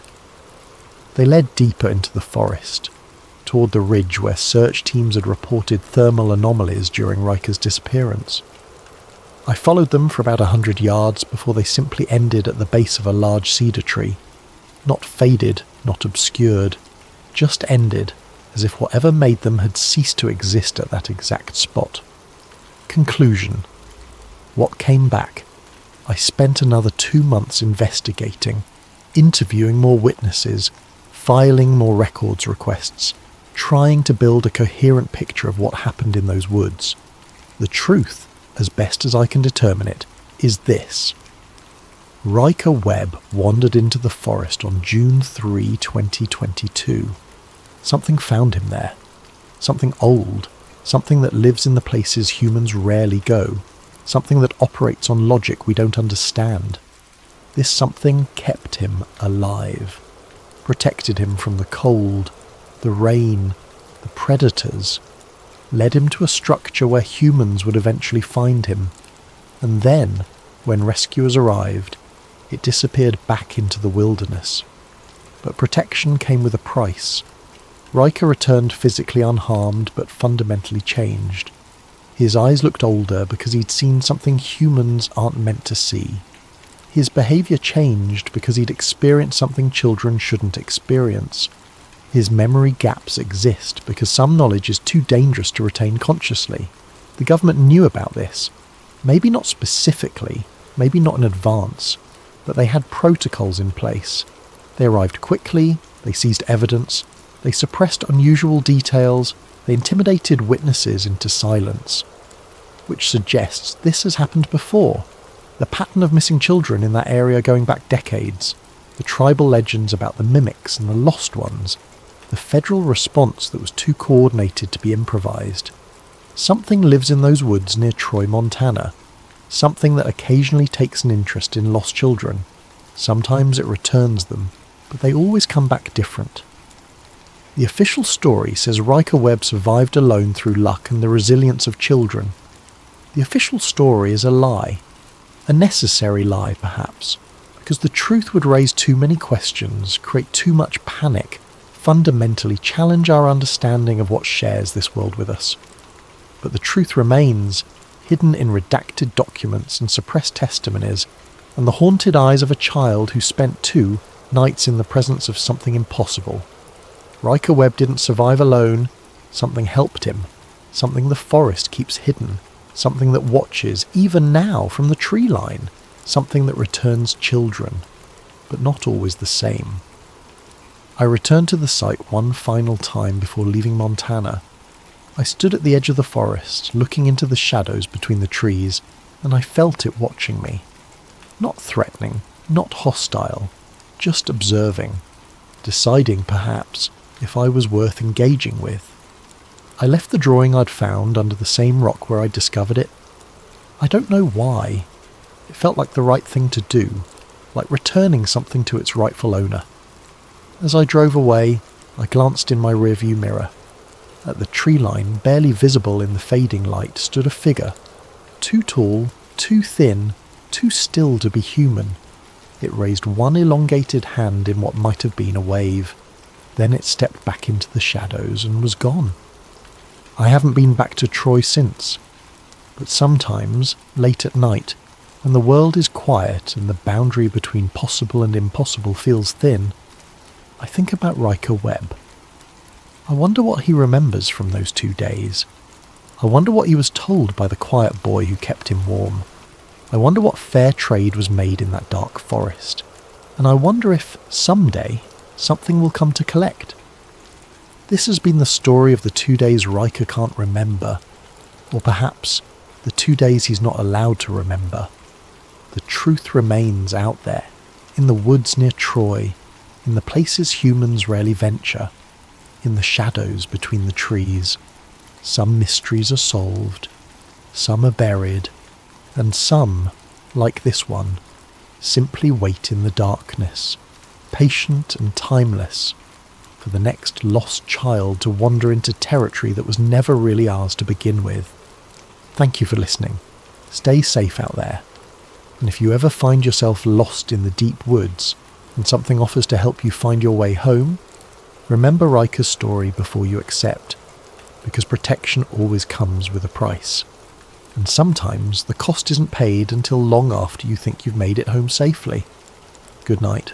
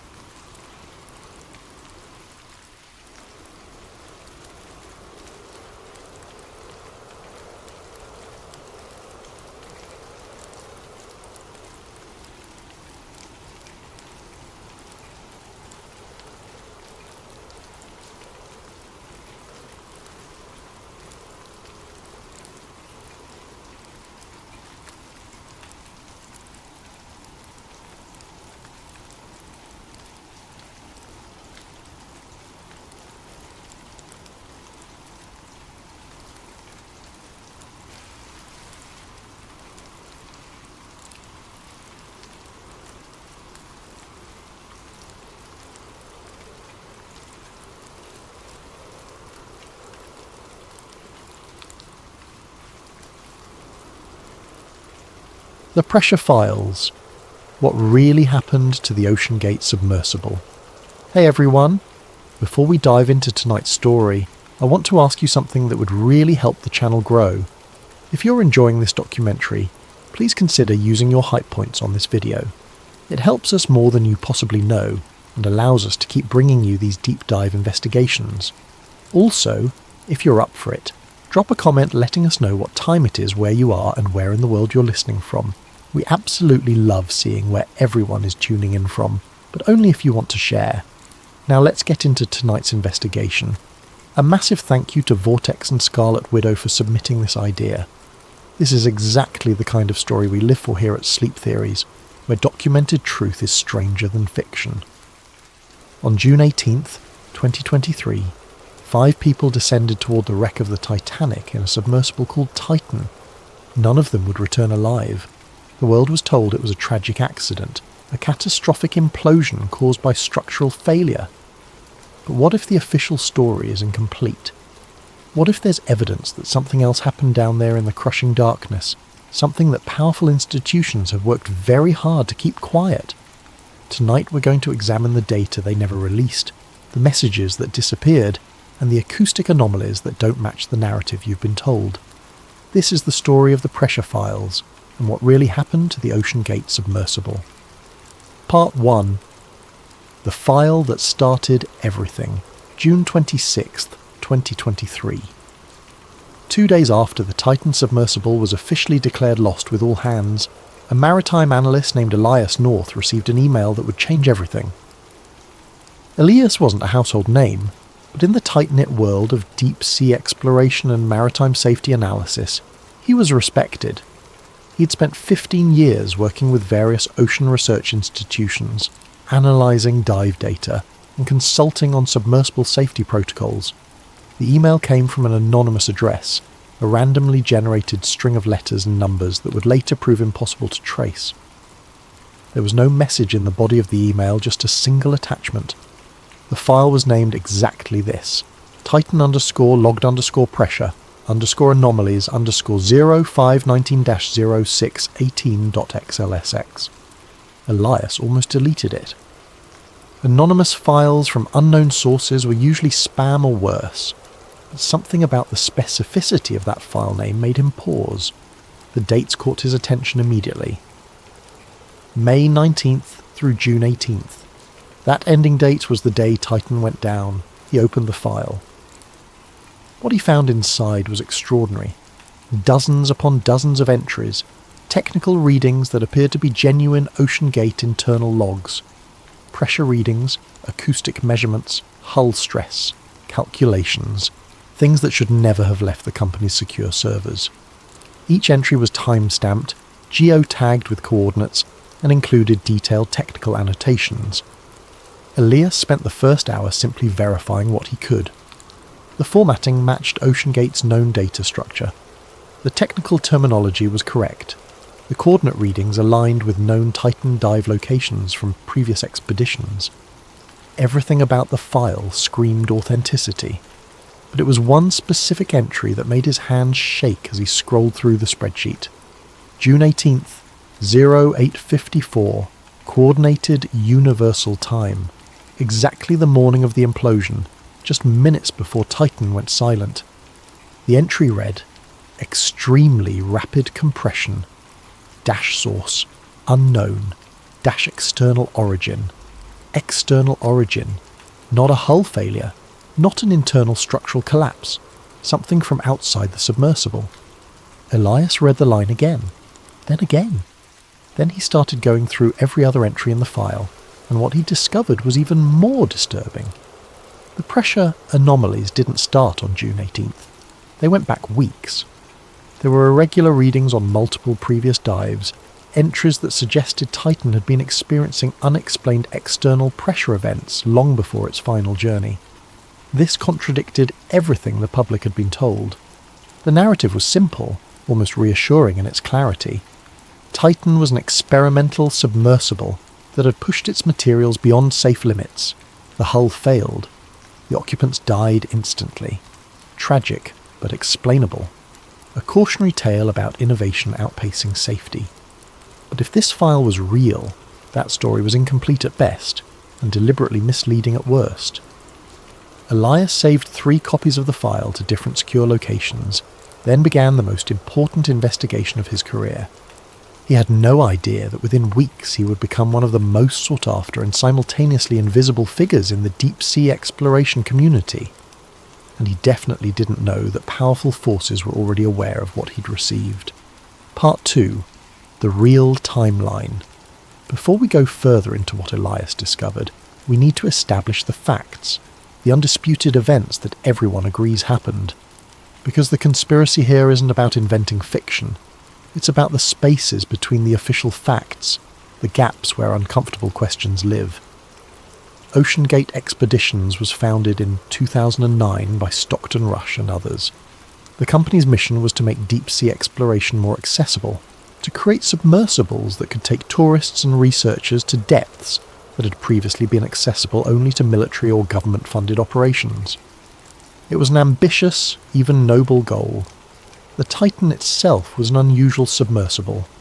Unlike traditional designs that used heavy titanium spheres, Titan's passenger hull was made from carbon fibre and titanium.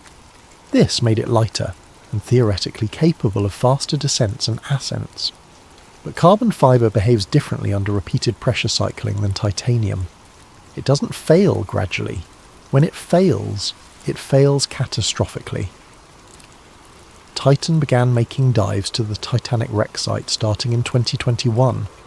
The RMS Titanic rests at approximately 3,800 metres below the surface, about 2.5 miles down. At that depth, the pressure is roughly 375 times what we experience at sea level. Every square inch of surface area experiences thousands of pounds of force. The dive that ended in tragedy launched on June 18th, 2023. Aboard were 5 people: Stockton Rush, the CEO of OceanGate and the pilot; Hamish Harding, a British businessman and adventurer; Shahzada Dawood and his son Suleiman Dawood, a Pakistani businessman and his 19-year-old son; and Paul-Henri Nargiole, a French deep-sea explorer who had visited the Titanic wreck more than 30 times. Titan lost contact with its support ship, the Polar Prince, 1 hour and 45 minutes into its descent. The last communication was a routine status message, then nothing. What followed was a massive search and rescue operation. Ships and aircraft from multiple nations converged on the area. The world watched and hoped. For days there was the possibility, however slim, that Titan was intact somewhere on the ocean floor, its occupants alive but unable to communicate. On June 22nd, debris was found near the Titanic wreck site. The pattern of the debris made it clear what had happened. Catastrophic implosion. The pressure hull had failed, and the implosion would have been instantaneous. The occupants would not have suffered. They would have died faster than their nervous systems could even register pain. Then came the detail that made Elias's anonymous file so significant. On June 28th, the United States Navy confirmed something remarkable.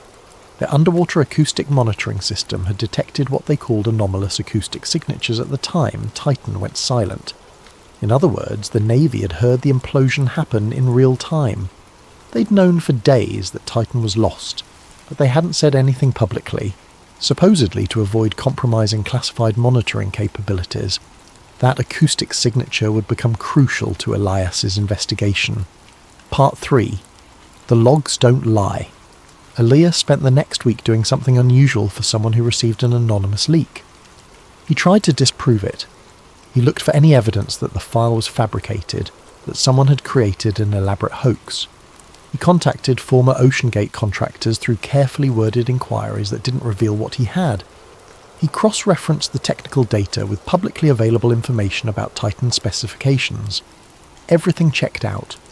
More disturbing, some of the technical details in the file matched, things that had never been made public. Specific serial numbers for sensors, internal code designations for monitoring systems, the kind of information that only someone with direct access to OceanGate systems would know. The pressure anomalies painted a disturbing picture. The file showed that Titan had experienced unexplained external pressure events on at least 6 separate occasions over the 3 weeks leading up to the final dive. These weren't the normal, gradual pressure increases you'd expect during descent. These were sudden spikes, moments where the external pressure on the hull increased dramatically for a few seconds, then returned to expected levels. On June 3rd, during a dive that had been publicly reported as successful, the log showed a pressure spike at 2,000 meters depth. The annotation read, "External percussion event dash source unidentified dash no damage observed." On June 9th, another spike, this time at 3,000 meters. Hull stress monitors registered readings that should have caused alarms, but apparently didn't. On June 14th, 4 days before the final dive, the most significant pre-disaster event occurred. At 3,500 meters, Titan experienced what the log described as lateral compression. Not pressure from above, which would be normal, not pressure equally distributed, which the hull was designed for. Pressure from the side, as if something had struck or pressed against the hull. The annotation on that entry was chilling.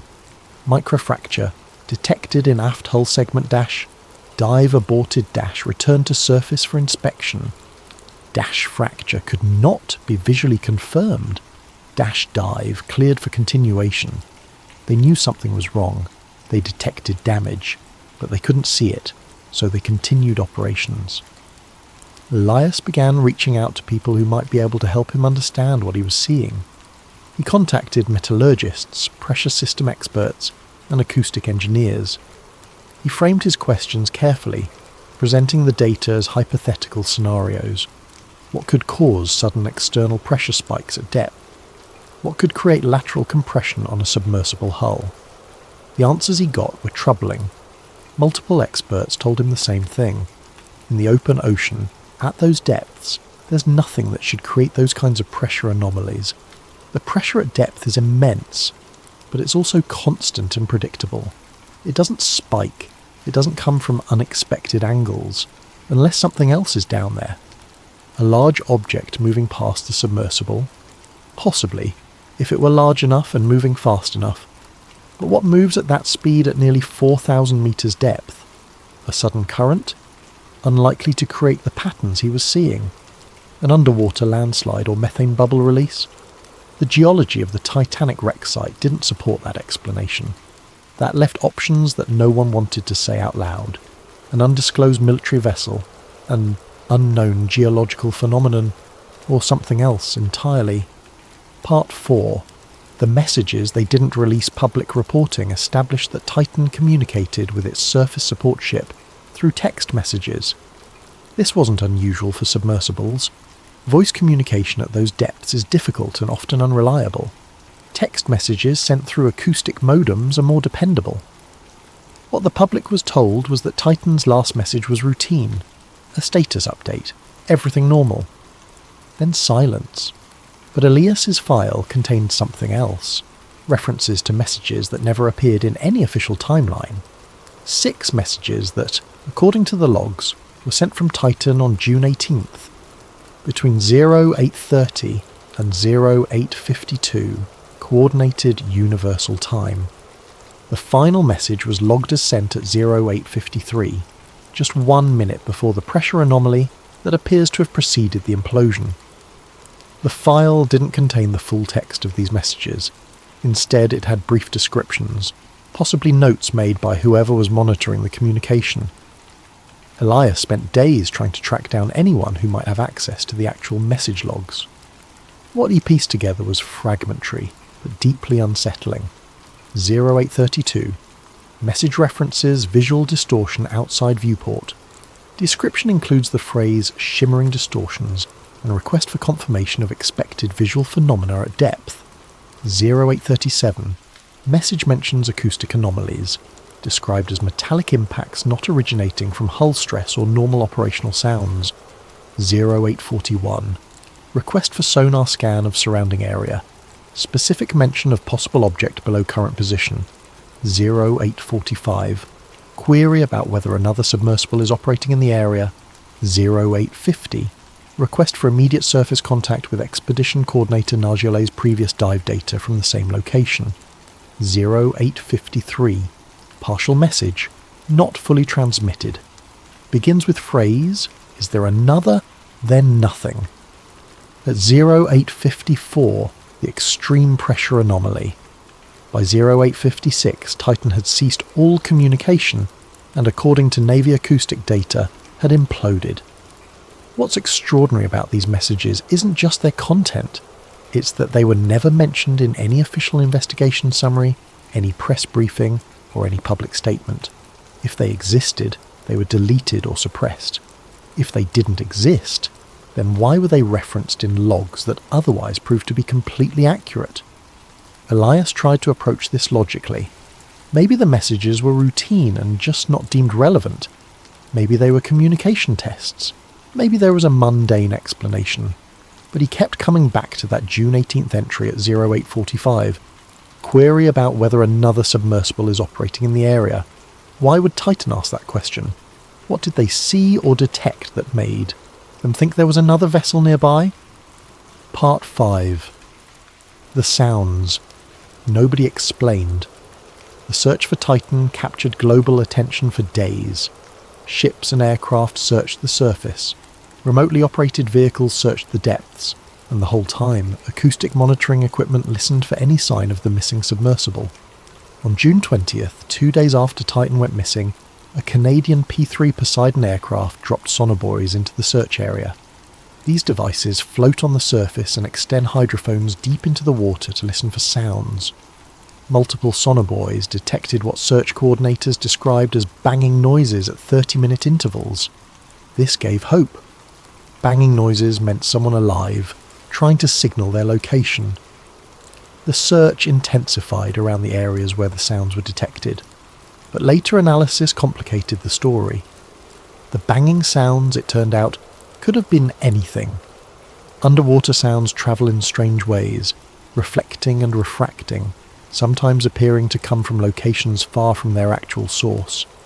Marine life, shifting metal on the ocean floor, even the search ships themselves could have created the sounds. The official position eventually became that the sounds were probably not related to Titan at all. Just acoustic artifacts of a noisy ocean environment. Elias's investigation revealed a different story. Through contacts he'd developed in the acoustic analysis community, Elias obtained copies of the actual sonobuoy recordings. Not the official summaries, not the press briefing descriptions, but the raw audio files and their technical analysis. What he found was extraordinary. The sounds detected on June 20th were not random. They occurred in patterns, every 30 minutes as reported. But the pattern was too regular, too mechanical. Human banging, even desperate human banging, would have variations in timing, in intensity, in rhythm. These sounds had none of that. They were metronomic, precise. More significant spectral analysis of the sounds showed frequency components that didn't match impacts on titanium or carbon fibre. The sounds had characteristics more consistent with sonar pings, specifically active sonar reflecting off a hard surface. In other words, something was down there using sonar, and whatever it wasn't Titan. Elias consulted with a retired naval acoustic technician named Marcus Webb, a man who'd spent 25 years listening to submarine sounds for the United States Navy. Webb lived in a small coastal town in Maine, and he agreed to meet Elias only after extensive vetting and assurances of anonymity. Webb analysed the recordings Elias had obtained. His conclusion was unequivocal. "This is active sonar," Webb told him. "Low frequency, high power, the kind of signature you get from a large object probably moving. And here's the thing that should concern you. I've heard a lot of sonar in my career. Russian submarines, Chinese submarines, our own boats, research vessels, you name it. This doesn't match anything in my reference library. The pulse structure is wrong. The frequency modulation is wrong. It's like someone built a sonar system that works on principles just slightly different from everyone else's." Elias asked the obvious question. Could it be classified military technology? Something we don't know about? Webb shrugged. Could be, but we're talking about the Titanic wreck site. That location isn't strategically important. There's no reason for any military to be operating experimental sonar systems there, unless they were looking for something specific. Like what? That's the question you should be asking. What's down there worth looking for? Part 6. The Navy's incomplete story. The United States Navy's acoustic monitoring system is called IUSS, the Integrated Underwater Surveillance System. It's a network of hydrophones scattered across the ocean floor, originally designed during the Cold War to track Soviet submarines. The system is so sensitive it can detect ships and submarines thousands of miles away. When the Navy announced on June 28th that they detected acoustic signatures consistent with Titan's implosion, it seemed like closure. They'd heard it happen. They could pinpoint when it occurred. The mystery of timing was solved. But Elias noticed something in the Navy's statement that bothered him. They said they detected signatures, plural, not signature, and they described them as anomalous. Not standard, not typical, not matching known implosion patterns. Anomalous. Through careful networking and more than one questionable information exchange, Elias obtained a document that would crack open the entire investigation. It was marked NAVCA, the Naval Sea Systems Command, with a classification header that had been partially redacted. The document was titled Atlantic Command Acoustic Analysis Event 0623 Echo. June 23rd was when debris from Titan was officially found. Echo was presumably just a designation code. But the contents of the document were extraordinary. The Navy had indeed detected Titan's implosion, but their analysis showed something nobody had made public. There were two distinct acoustic events, separated by 0.8 seconds. Less than a second, but clearly distinguishable in the high-fidelity recordings the IUSS system captured. The first event matched the expected signature of a pressure hull failure at depth. A sharp, powerful acoustic pulse. The sound of air-filled space suddenly collapsing under immense pressure. That was Titan imploding. But the second event, 0.8 seconds later, was different. The acoustic signature showed a different frequency profile, a different duration, and a different apparent point of origin. It was close to Titan, very close, but not the same location. The report's conclusion, partially redacted, suggested two possibilities. Either Titan imploded in stages, with different sections of the hull failing in rapid succession, or something else collapsed or impacted the ocean floor at nearly the same moment. The report recommended further analysis. That's where the document ended. Elias found no evidence that further analysis was ever conducted, or if it was buried deeper than he could dig. But the implications were staggering. If something else created an acoustic signature at the moment Titan imploded, what was it? And was it cause or coincidence? Part 7. The Warning They Ignored. As Elias dug deeper into OceanGate's history, he discovered that the problems with Titan went back much further than anyone publicly acknowledged. In 2019, 4 years before the disaster, Titan underwent a test dive that was aborted under concerning circumstances. The publicly available information about this dive was minimal. A test was conducted, some data was gathered, the dive ended early, end of story. But Elias found references to an internal report from that dive buried in technical forums where former OceanGate contractors sometimes posted anonymously. The 2019 test dive reached a depth of approximately 3,500 metres, just slightly shallower than the Titanic wreck site. During the dive, Titan's monitoring systems detected what the report called unexplained acoustic spikes. The hull stress sensors showed pressure distortions that didn't match modelled expectations, and most concerning, there was a notation about unknown external contact. Something touched the submersible, or got very close to it, at 3,500 metres depth in the middle of the Atlantic Ocean. The dive was aborted immediately. Titan returned to the surface. Engineers examined every inch of the hull and found nothing wrong. No damage, no stress marks, no evidence of contact with anything. So they did what organisations often do when faced with an anomaly that can't be explained or repeated. They noted it in their records, decided it must have been a sensor glitch or a data interpretation error and moved on. But now Elias thought, what if it wasn't a glitch? What if in 2019 Titan encountered the same thing it would encounter fatally in 2023? And what if the difference was that in 2019 they turned back?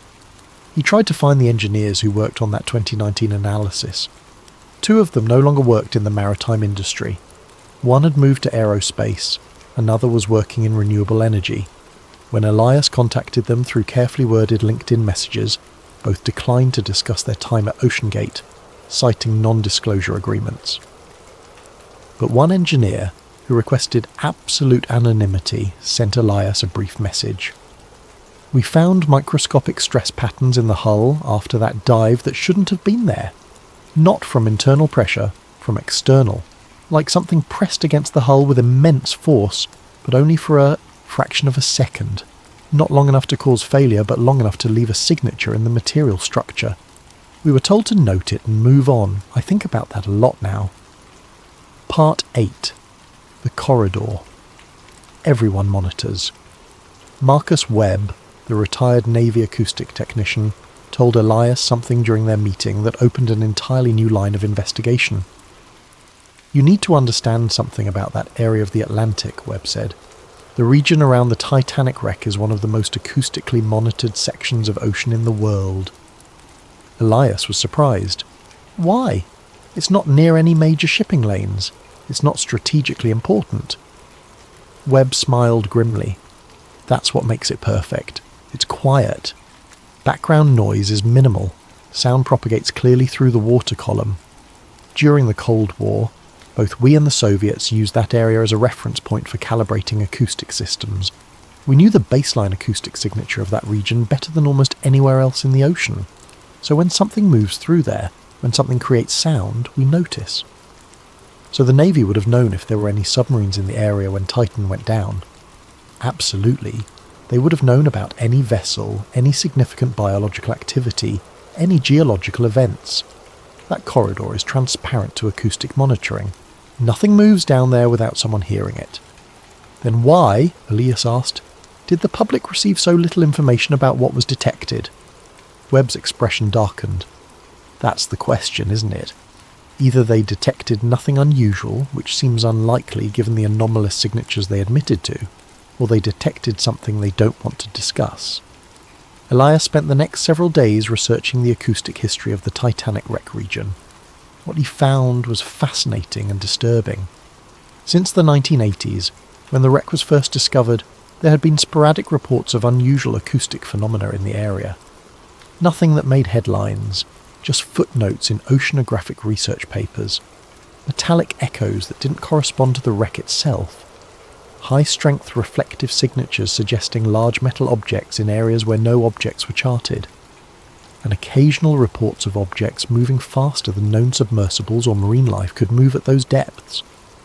Every time these anomalies were detected, they were attributed to equipment malfunction, acoustic reflections from the wreck creating false images, or misidentification of known phenomena, standard scientific explanations for non-standard observations. But taken together, over decades, they painted a picture of a region where strange things happened with just enough regularity to be notable, but not enough to trigger serious investigation. Until now. Until Titan. Part 9. Nargeolet's Secret Map. Paul-Henri Nargeolet was 77 years old when he died aboard Titan. He'd spent decades exploring the Titanic wreck, earning the nickname Mr. Titanic. He knew that wreck site better than perhaps anyone alive. He'd documented it, studied it, and helped recover thousands of artifacts from the debris field. After the disaster, Nargeolet's contributions to Titanic research were widely celebrated. But Elias became interested in something else, what Nargeolet had been researching in the years before his death. Through contacts in the maritime archaeology community, Elias learned that Nargeolet had been working on a comprehensive sonar mapping project of the area surrounding the Titanic wreck. Not just the wreck itself, but the ocean floor for several kilometres in every direction. This wasn't public work, it was personal research, conducted during his many dives to the site. Nargeolet had apparently become fascinated by geological formations in the region, particularly to the east of the wreck. Elias managed to speak with a French oceanographer who had collaborated with Nargeolet on some projects. The oceanographer, who spoke on condition of anonymity, told Elias something remarkable. Paul found something unusual about 2 kilometres east of the Titanic, the oceanographer said. He showed me sonar images from one of his dives in 2021. There was a structure on the ocean floor that didn't match the surrounding geology. Very straight edges, almost geometric. Paul was fascinated by it. He called it Site Z. Just a designation he made up. He wanted to do a proper survey of it, but there was never time during the official Titanic dives. What did he think it was? Elias asked. He didn't speculate much. Paul was very careful about that. But he said the formation had anomalous geometry. That was his phrase. He thought it might be an unusual geological feature, possibly a rock formation shaped by ancient currents. But he also said the angles were too precise for natural formation. He wanted to investigate further. Elias felt a chill. Do you know if the Titan dive on June 18th was planning to visit Site Z? The oceanographer paused. I don't know for certain, but Paul mentioned to me in May that he was hoping to finally get a close look at the structure. He said this might be his last season diving at those depths, and he wanted to see it before he stopped. Elias tried to obtain Nargeolet's sonar maps. He contacted archives, research institutions, and personal associates. What he discovered was frustrating. Nargeolet's personal research materials had been collected by his family and were not available for review. Requests through official channels were politely declined. But Elias did find something, a presentation Nargeolet had given at a small maritime conference in 2022. The presentation was about advanced sonar techniques for wreck site mapping. Most of it was technical, but there was one slide near the end that caught Elias's attention. It showed a sonar image, high resolution, of the ocean floor. In the centre of the image was a formation that looked nothing like the surrounding sediment and rock. It was angular, with straight edges and what appeared to be right-angle corners. The slide had minimal text, just a location designation. 41 degrees, 43 minutes north, 49 degrees, 56 minutes west. Elias checked those coordinates, approximately 1,600 metres east of the Titanic wreck. Site Z. Part 10. The Deviation. Nobody mentioned. Titan's descent on June 18th should have been routine. Straight down to the Titanic wreck site, perhaps a slight adjustment for currents, but essentially a vertical descent to a precise location. Using publicly available data about the last known position of Titan's support ship and the known location of the Titanic wreck, Elias began reconstructing the submersible's dive path. He factored in typical current patterns for that region and time of year, the known drift rate of objects descending at the speed Titan would have been travelling, and the established protocols OceanGate used for approaching the wreck site. What he found was subtle but significant. Based on the timing of Titan's last communication and the location where debris was eventually found, the submersible appeared to have deviated from the standard approach path. Not dramatically, but noticeably. The deviation was to the east, towards Site Z. Elias couldn't prove that Titan intentionally headed toward the anomalous formation Nargiole had been studying. The deviation could have been caused by currents, by a navigation adjustment, by any number of mundane factors. But the direction and magnitude of the deviation were consistent with a course change designed to bring Titan within visual range of coordinates, located 1,600 meters east of the Titanic. More significant, this deviation was not mentioned in any official briefing or investigation summary that Elias could find.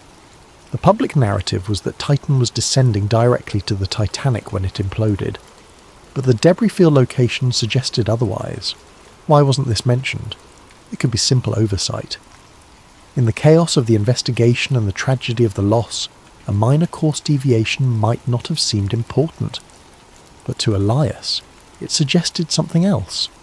If Titan was approaching Site Z, and if that's where something went wrong, then acknowledging the deviation would raise questions about what they were doing there and what they might have found. Part 11. The structure beneath the wreck. Elias needed better data about what was actually on the ocean floor at Site Z. Sonar images from Nargiole's presentation were provocative, but not conclusive. He needed to know if other researchers had detected the same anomaly. This led him to the archives of the Woods Hole Oceanographic Institution, one of the premier deep ocean research organisations in the world. Woods Hole had been involved in finding the Titanic wreck in 1985 and had conducted numerous surveys of the area in subsequent years. Elias submitted a Freedom of Information Act request for historical sonar data from the Titanic wreck region. Months passed with no response. He followed up repeatedly. Finally, he received a package containing digital files of sonar surveys conducted in the late 1990s. What he found in those surveys was extraordinary.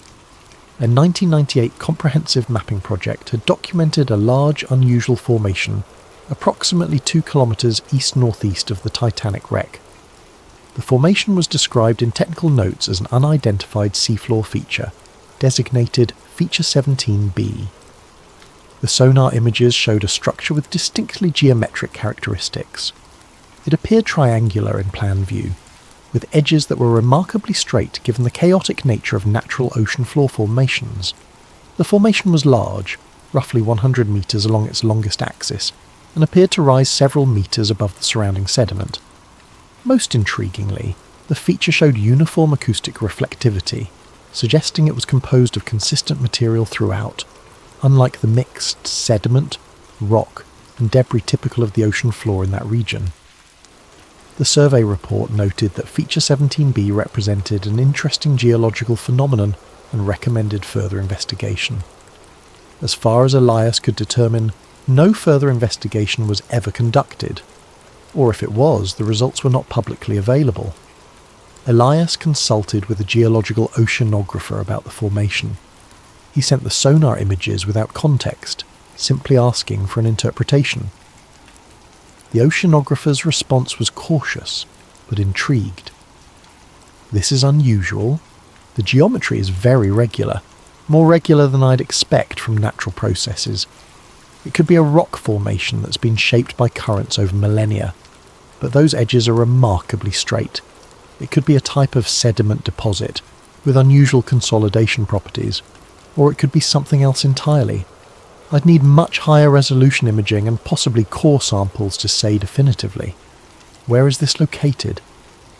When Elias told him, the oceanographer went silent for a moment, then said, "That's near the Titanic.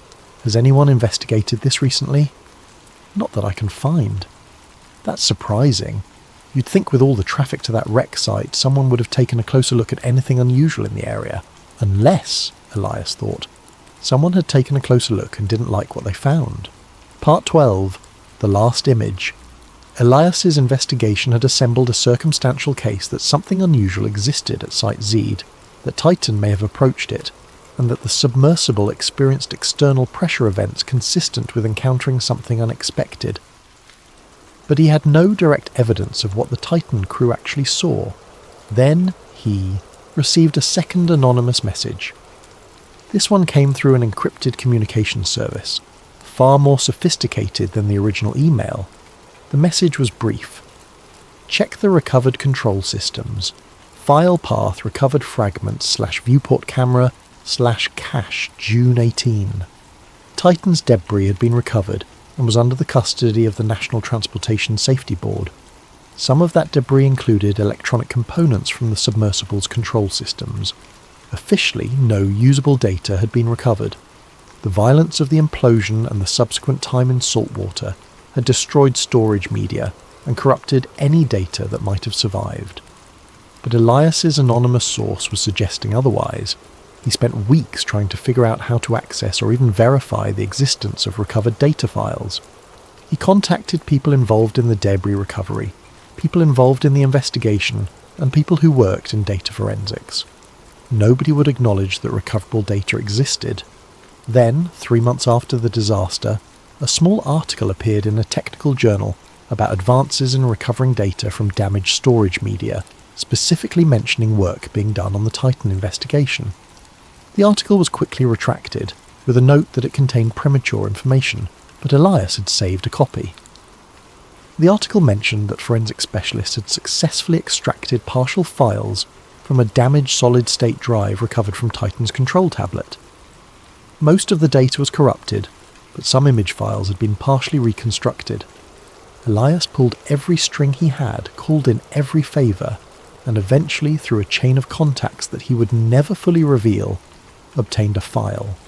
A single image file, low resolution, partially corrupted, with large sections of missing data. But what remained was extraordinary. The image showed the view from Titan's viewport. The timestamp embedded in the file metadata read June 18th, 2023, 0853 Coordinated Universal Time. 2 minutes before the pressure anomaly, 1 minute before Titan's last partial message.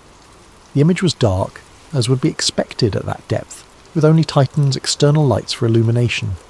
But in the illuminated area there was something that didn't look like ocean floor, didn't look like the Titanic wreck, didn't look like anything Elias had ever seen in deep ocean photography. There was a surface, smooth, reflective, catching the light from Titan's floods. The reflectivity suggested metal, though it was impossible to be certain. And there was an edge, a sharp right angle where this surface met another surface perpendicular to it. The image was too corrupted to show more. Large sections of pixels were simply black, missing data. But in the remaining fragments, Elias could make out what appeared to be a corridor or opening, shadows suggesting depth beyond the visible surface, straight lines that spoke of artificial construction, not natural formation. It was only one image. It could have been an artifact of the corruption, pixels randomly aligning to create the illusion of structure. It could have been a reflection or an optical effect Elias wasn't understanding correctly. But it could also have been exactly what it appeared to be, a photograph of something artificial at the bottom of the Atlantic Ocean. Part 13. The Contact. Elias knew he was onto something significant. He'd been careful, using encryption, compartmentalizing his sources, not publishing anything publicly, but someone was paying attention. His phone rang one evening in late September, 3 months after the disaster. The number was blocked. He almost didn't answer, but something made him pick up. Mr. North? A voice, male, professional, unaccented. Who is this? That's not important. What's important is that you stop investigating the structure. Elias felt his pulse quicken. What structure? You know what structure. The formation near the Titanic wreck. The deviation in Titan's descent path. The The thing you've been building a case around, stop. Why? Because it has nothing to do with the vessel failure. Titan failed because of structural inadequacies in its pressure hull. That's been established. Anything else you're pursuing is a distraction. Who are you? Elias asked again. Someone who's trying to help you avoid making a significant mistake. You're a respected analyst. You have a good reputation. Publishing conspiracy theories about secret structures on the ocean floor will destroy that reputation, and it won't accomplish anything. Are you saying there's no structure? A pause. I'm saying that what is or isn't on the ocean floor at that location is irrelevant to the Titan investigation. Then it shouldn't matter if I keep looking. Mr. North, please understand this carefully. There are things in the ocean that are best left undisturbed. The Titan tragedy was about engineering failure and poor decision-making. Making it about anything else serves no one. Walk away from this. And if I don't, the voice remained calm, then you'll find that your sources dry up, your reputation suffers, and your investigation leads nowhere. We're not threatening you, we're advising you, for your own benefit. The call ended. Elias sat in his apartment staring at his phone. The call had confirmed everything. There was something at Site Z. Titan had approached it, and someone with significant resources wanted the whole thing buried alongside the submersible. He immediately began backing up all his files to multiple secure locations. He documented the phone call. He prepared a summary of everything he'd found just in case. 3 days later, he woke up to find his computer's hard drive corrupted. All his local files were gone. His cloud storage accounts had been accessed and wiped. The backup drives he kept in a locked drawer had been remotely formatted. Everything was gone. Everything except the copies he'd hidden in places that weren't connected to any network, the files he'd stored on old USB drives and kept in a safe deposit box, the printed documents he'd mailed to himself and left unopened. Whoever had warned him had followed through. They demonstrated their capability, but they hadn't been quite thorough enough. Part 14. The Final Clue. Elias was scared, but also energized. The deletion of his files proved he was onto something real. You don't suppress information unless that information matters. He spent weeks being paranoid, checking for surveillance, varying his routines, communicating only through encrypted channels. He started rebuilding his research from the hidden backups, but he did it carefully, offline, with no digital footprint. Then, in mid-October, he received one more anonymous communication. This time it was a physical letter, delivered to a P.O. box he maintained under a different name. Inside was a single sheet of paper with a printed NOAA, National Oceanic and Atmospheric Administration header. The message was brief. The ocean floor holds things older than the wreck. They didn't want tourists finding out. Attached to the paper was a photograph, high resolution, professional quality, clearly taken by a remotely operated vehicle or submersible equipped with proper lighting. The image showed a section of ocean floor, sediment and rock, and embedded in that rock was a panel. Metal, clearly artificial, roughly 2 meters square. The panel showed signs of corrosion but was still intact. And on the panel's surface, just barely visible under the marine growth, was an edge, a right angle identical to what Elias had seen in the corrupted image from Titan. The photograph had no location data, no timestamp, no context, just the image and that single sentence message. Elias studied the photograph for hours. The metal was definitely artificial.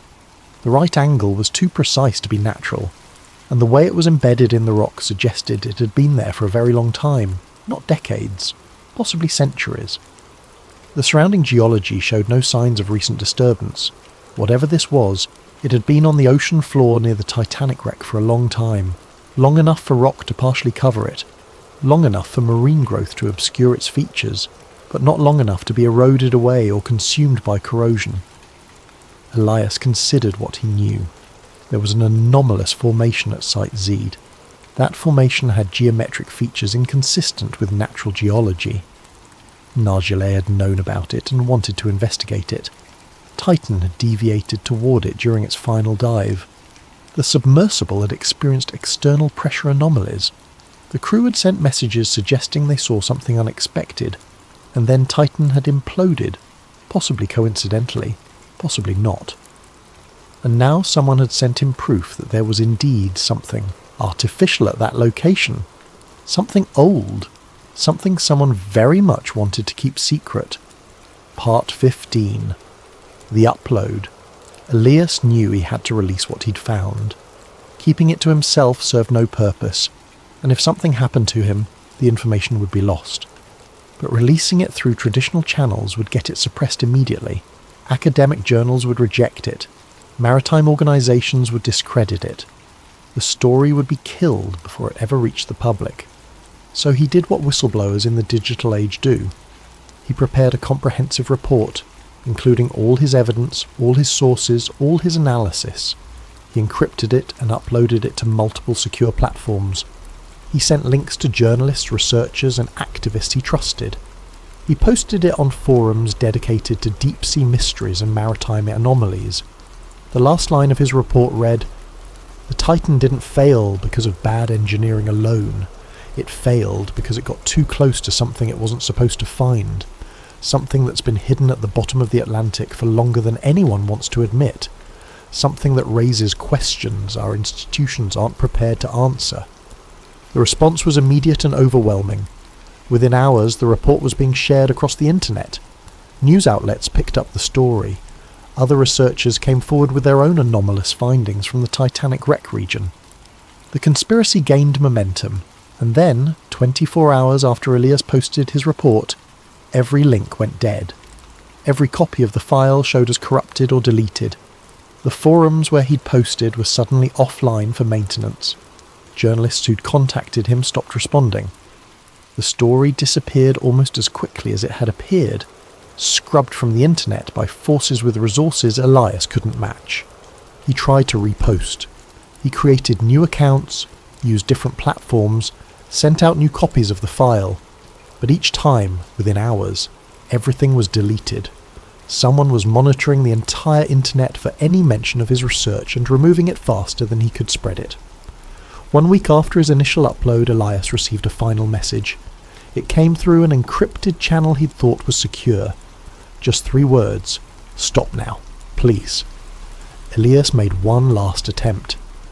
He contacted a documentary filmmaker he knew, someone with a reputation for investigating controversial topics. They agreed to meet in person. No electronic communication, no paper trail. The meeting never happened.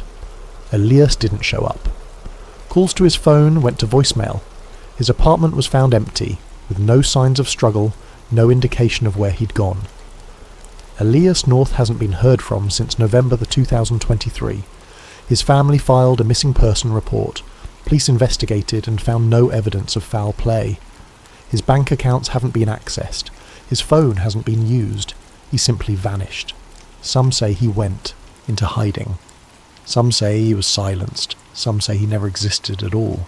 That the whole investigation was an elaborate internet hoax.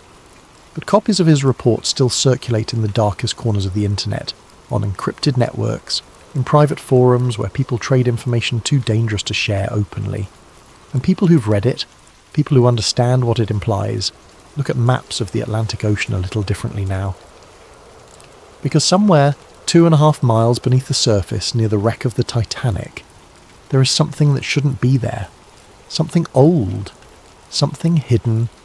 Something that 5 people got too close to on June 18th, 2023. And the official story, the one about engineering failure and poor decision-making, is true as far as it goes. It just doesn't go far enough. Epilogue. Questions without answers. The OceanGate Titan disaster killed 5 people and ended a company. Investigations determined that the submersible's carbon fibre hull was inadequate for repeated deep dives, that safety protocols were insufficient, that warnings were ignored. All of that is true and documented. But the questions Elias North raised remain unanswered. Why were pressure anomalies detected weeks before the final dive? Why were text messages referencing visual and acoustic anomalies never released? Why did acoustic monitoring detect 2 distinct events during the implosion? What is the geometric formation at Site Z? Why did Titan appear to deviate toward that location? What did the partially recovered image actually show? These questions make people uncomfortable because they suggest the disaster wasn't just about corporate recklessness and engineering failure. They suggest there was something else involved, something that doesn't fit the narrative we've been told. And maybe that's the point. Maybe some truths are too complicated, too disruptive, too unsettling to acknowledge. Maybe it's easier to accept a story about human error than to confront the possibility that there are things in our ocean we don't understand, things we've been carefully avoiding for reasons we're not privy to. The ocean covers 70% of our planet. We've explored perhaps 5% of it in any meaningful detail. We know more about the surface of Mars than we do about the deepest parts of our own ocean. And in those unexplored depths, in the crushing pressure and absolute darkness, there might be things that have been there longer than human civilization. Things that weren't meant to be found. Things that powerful institutions have known about and decided to keep secret. The Titan is gone. The 5 people aboard are gone. Elias North is gone.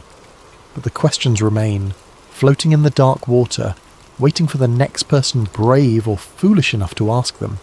And somewhere, 2.5 miles down, Site Z is still there, still geometric, still anomalous, still waiting. That's the story of the pressure. Files, the investigation that disappeared, and the questions nobody wants answered. Make of it what you will. Draw your own conclusions, but the next time you hear about deep-sea exploration, about submersibles diving to historic wrecks, about the mysteries of the ocean floor, remember that there are some places where, maybe, just maybe, we're not supposed to go. Thanks for listening. If you enjoyed this documentary, please use your hype points on the video. It genuinely helps us more than you can imagine. And let us know in the comments what time it is where you are and where you're listening from. We love connecting with all of you around the world. Until next time, this is Sleep Theories, where the truth is always deeper than it seems.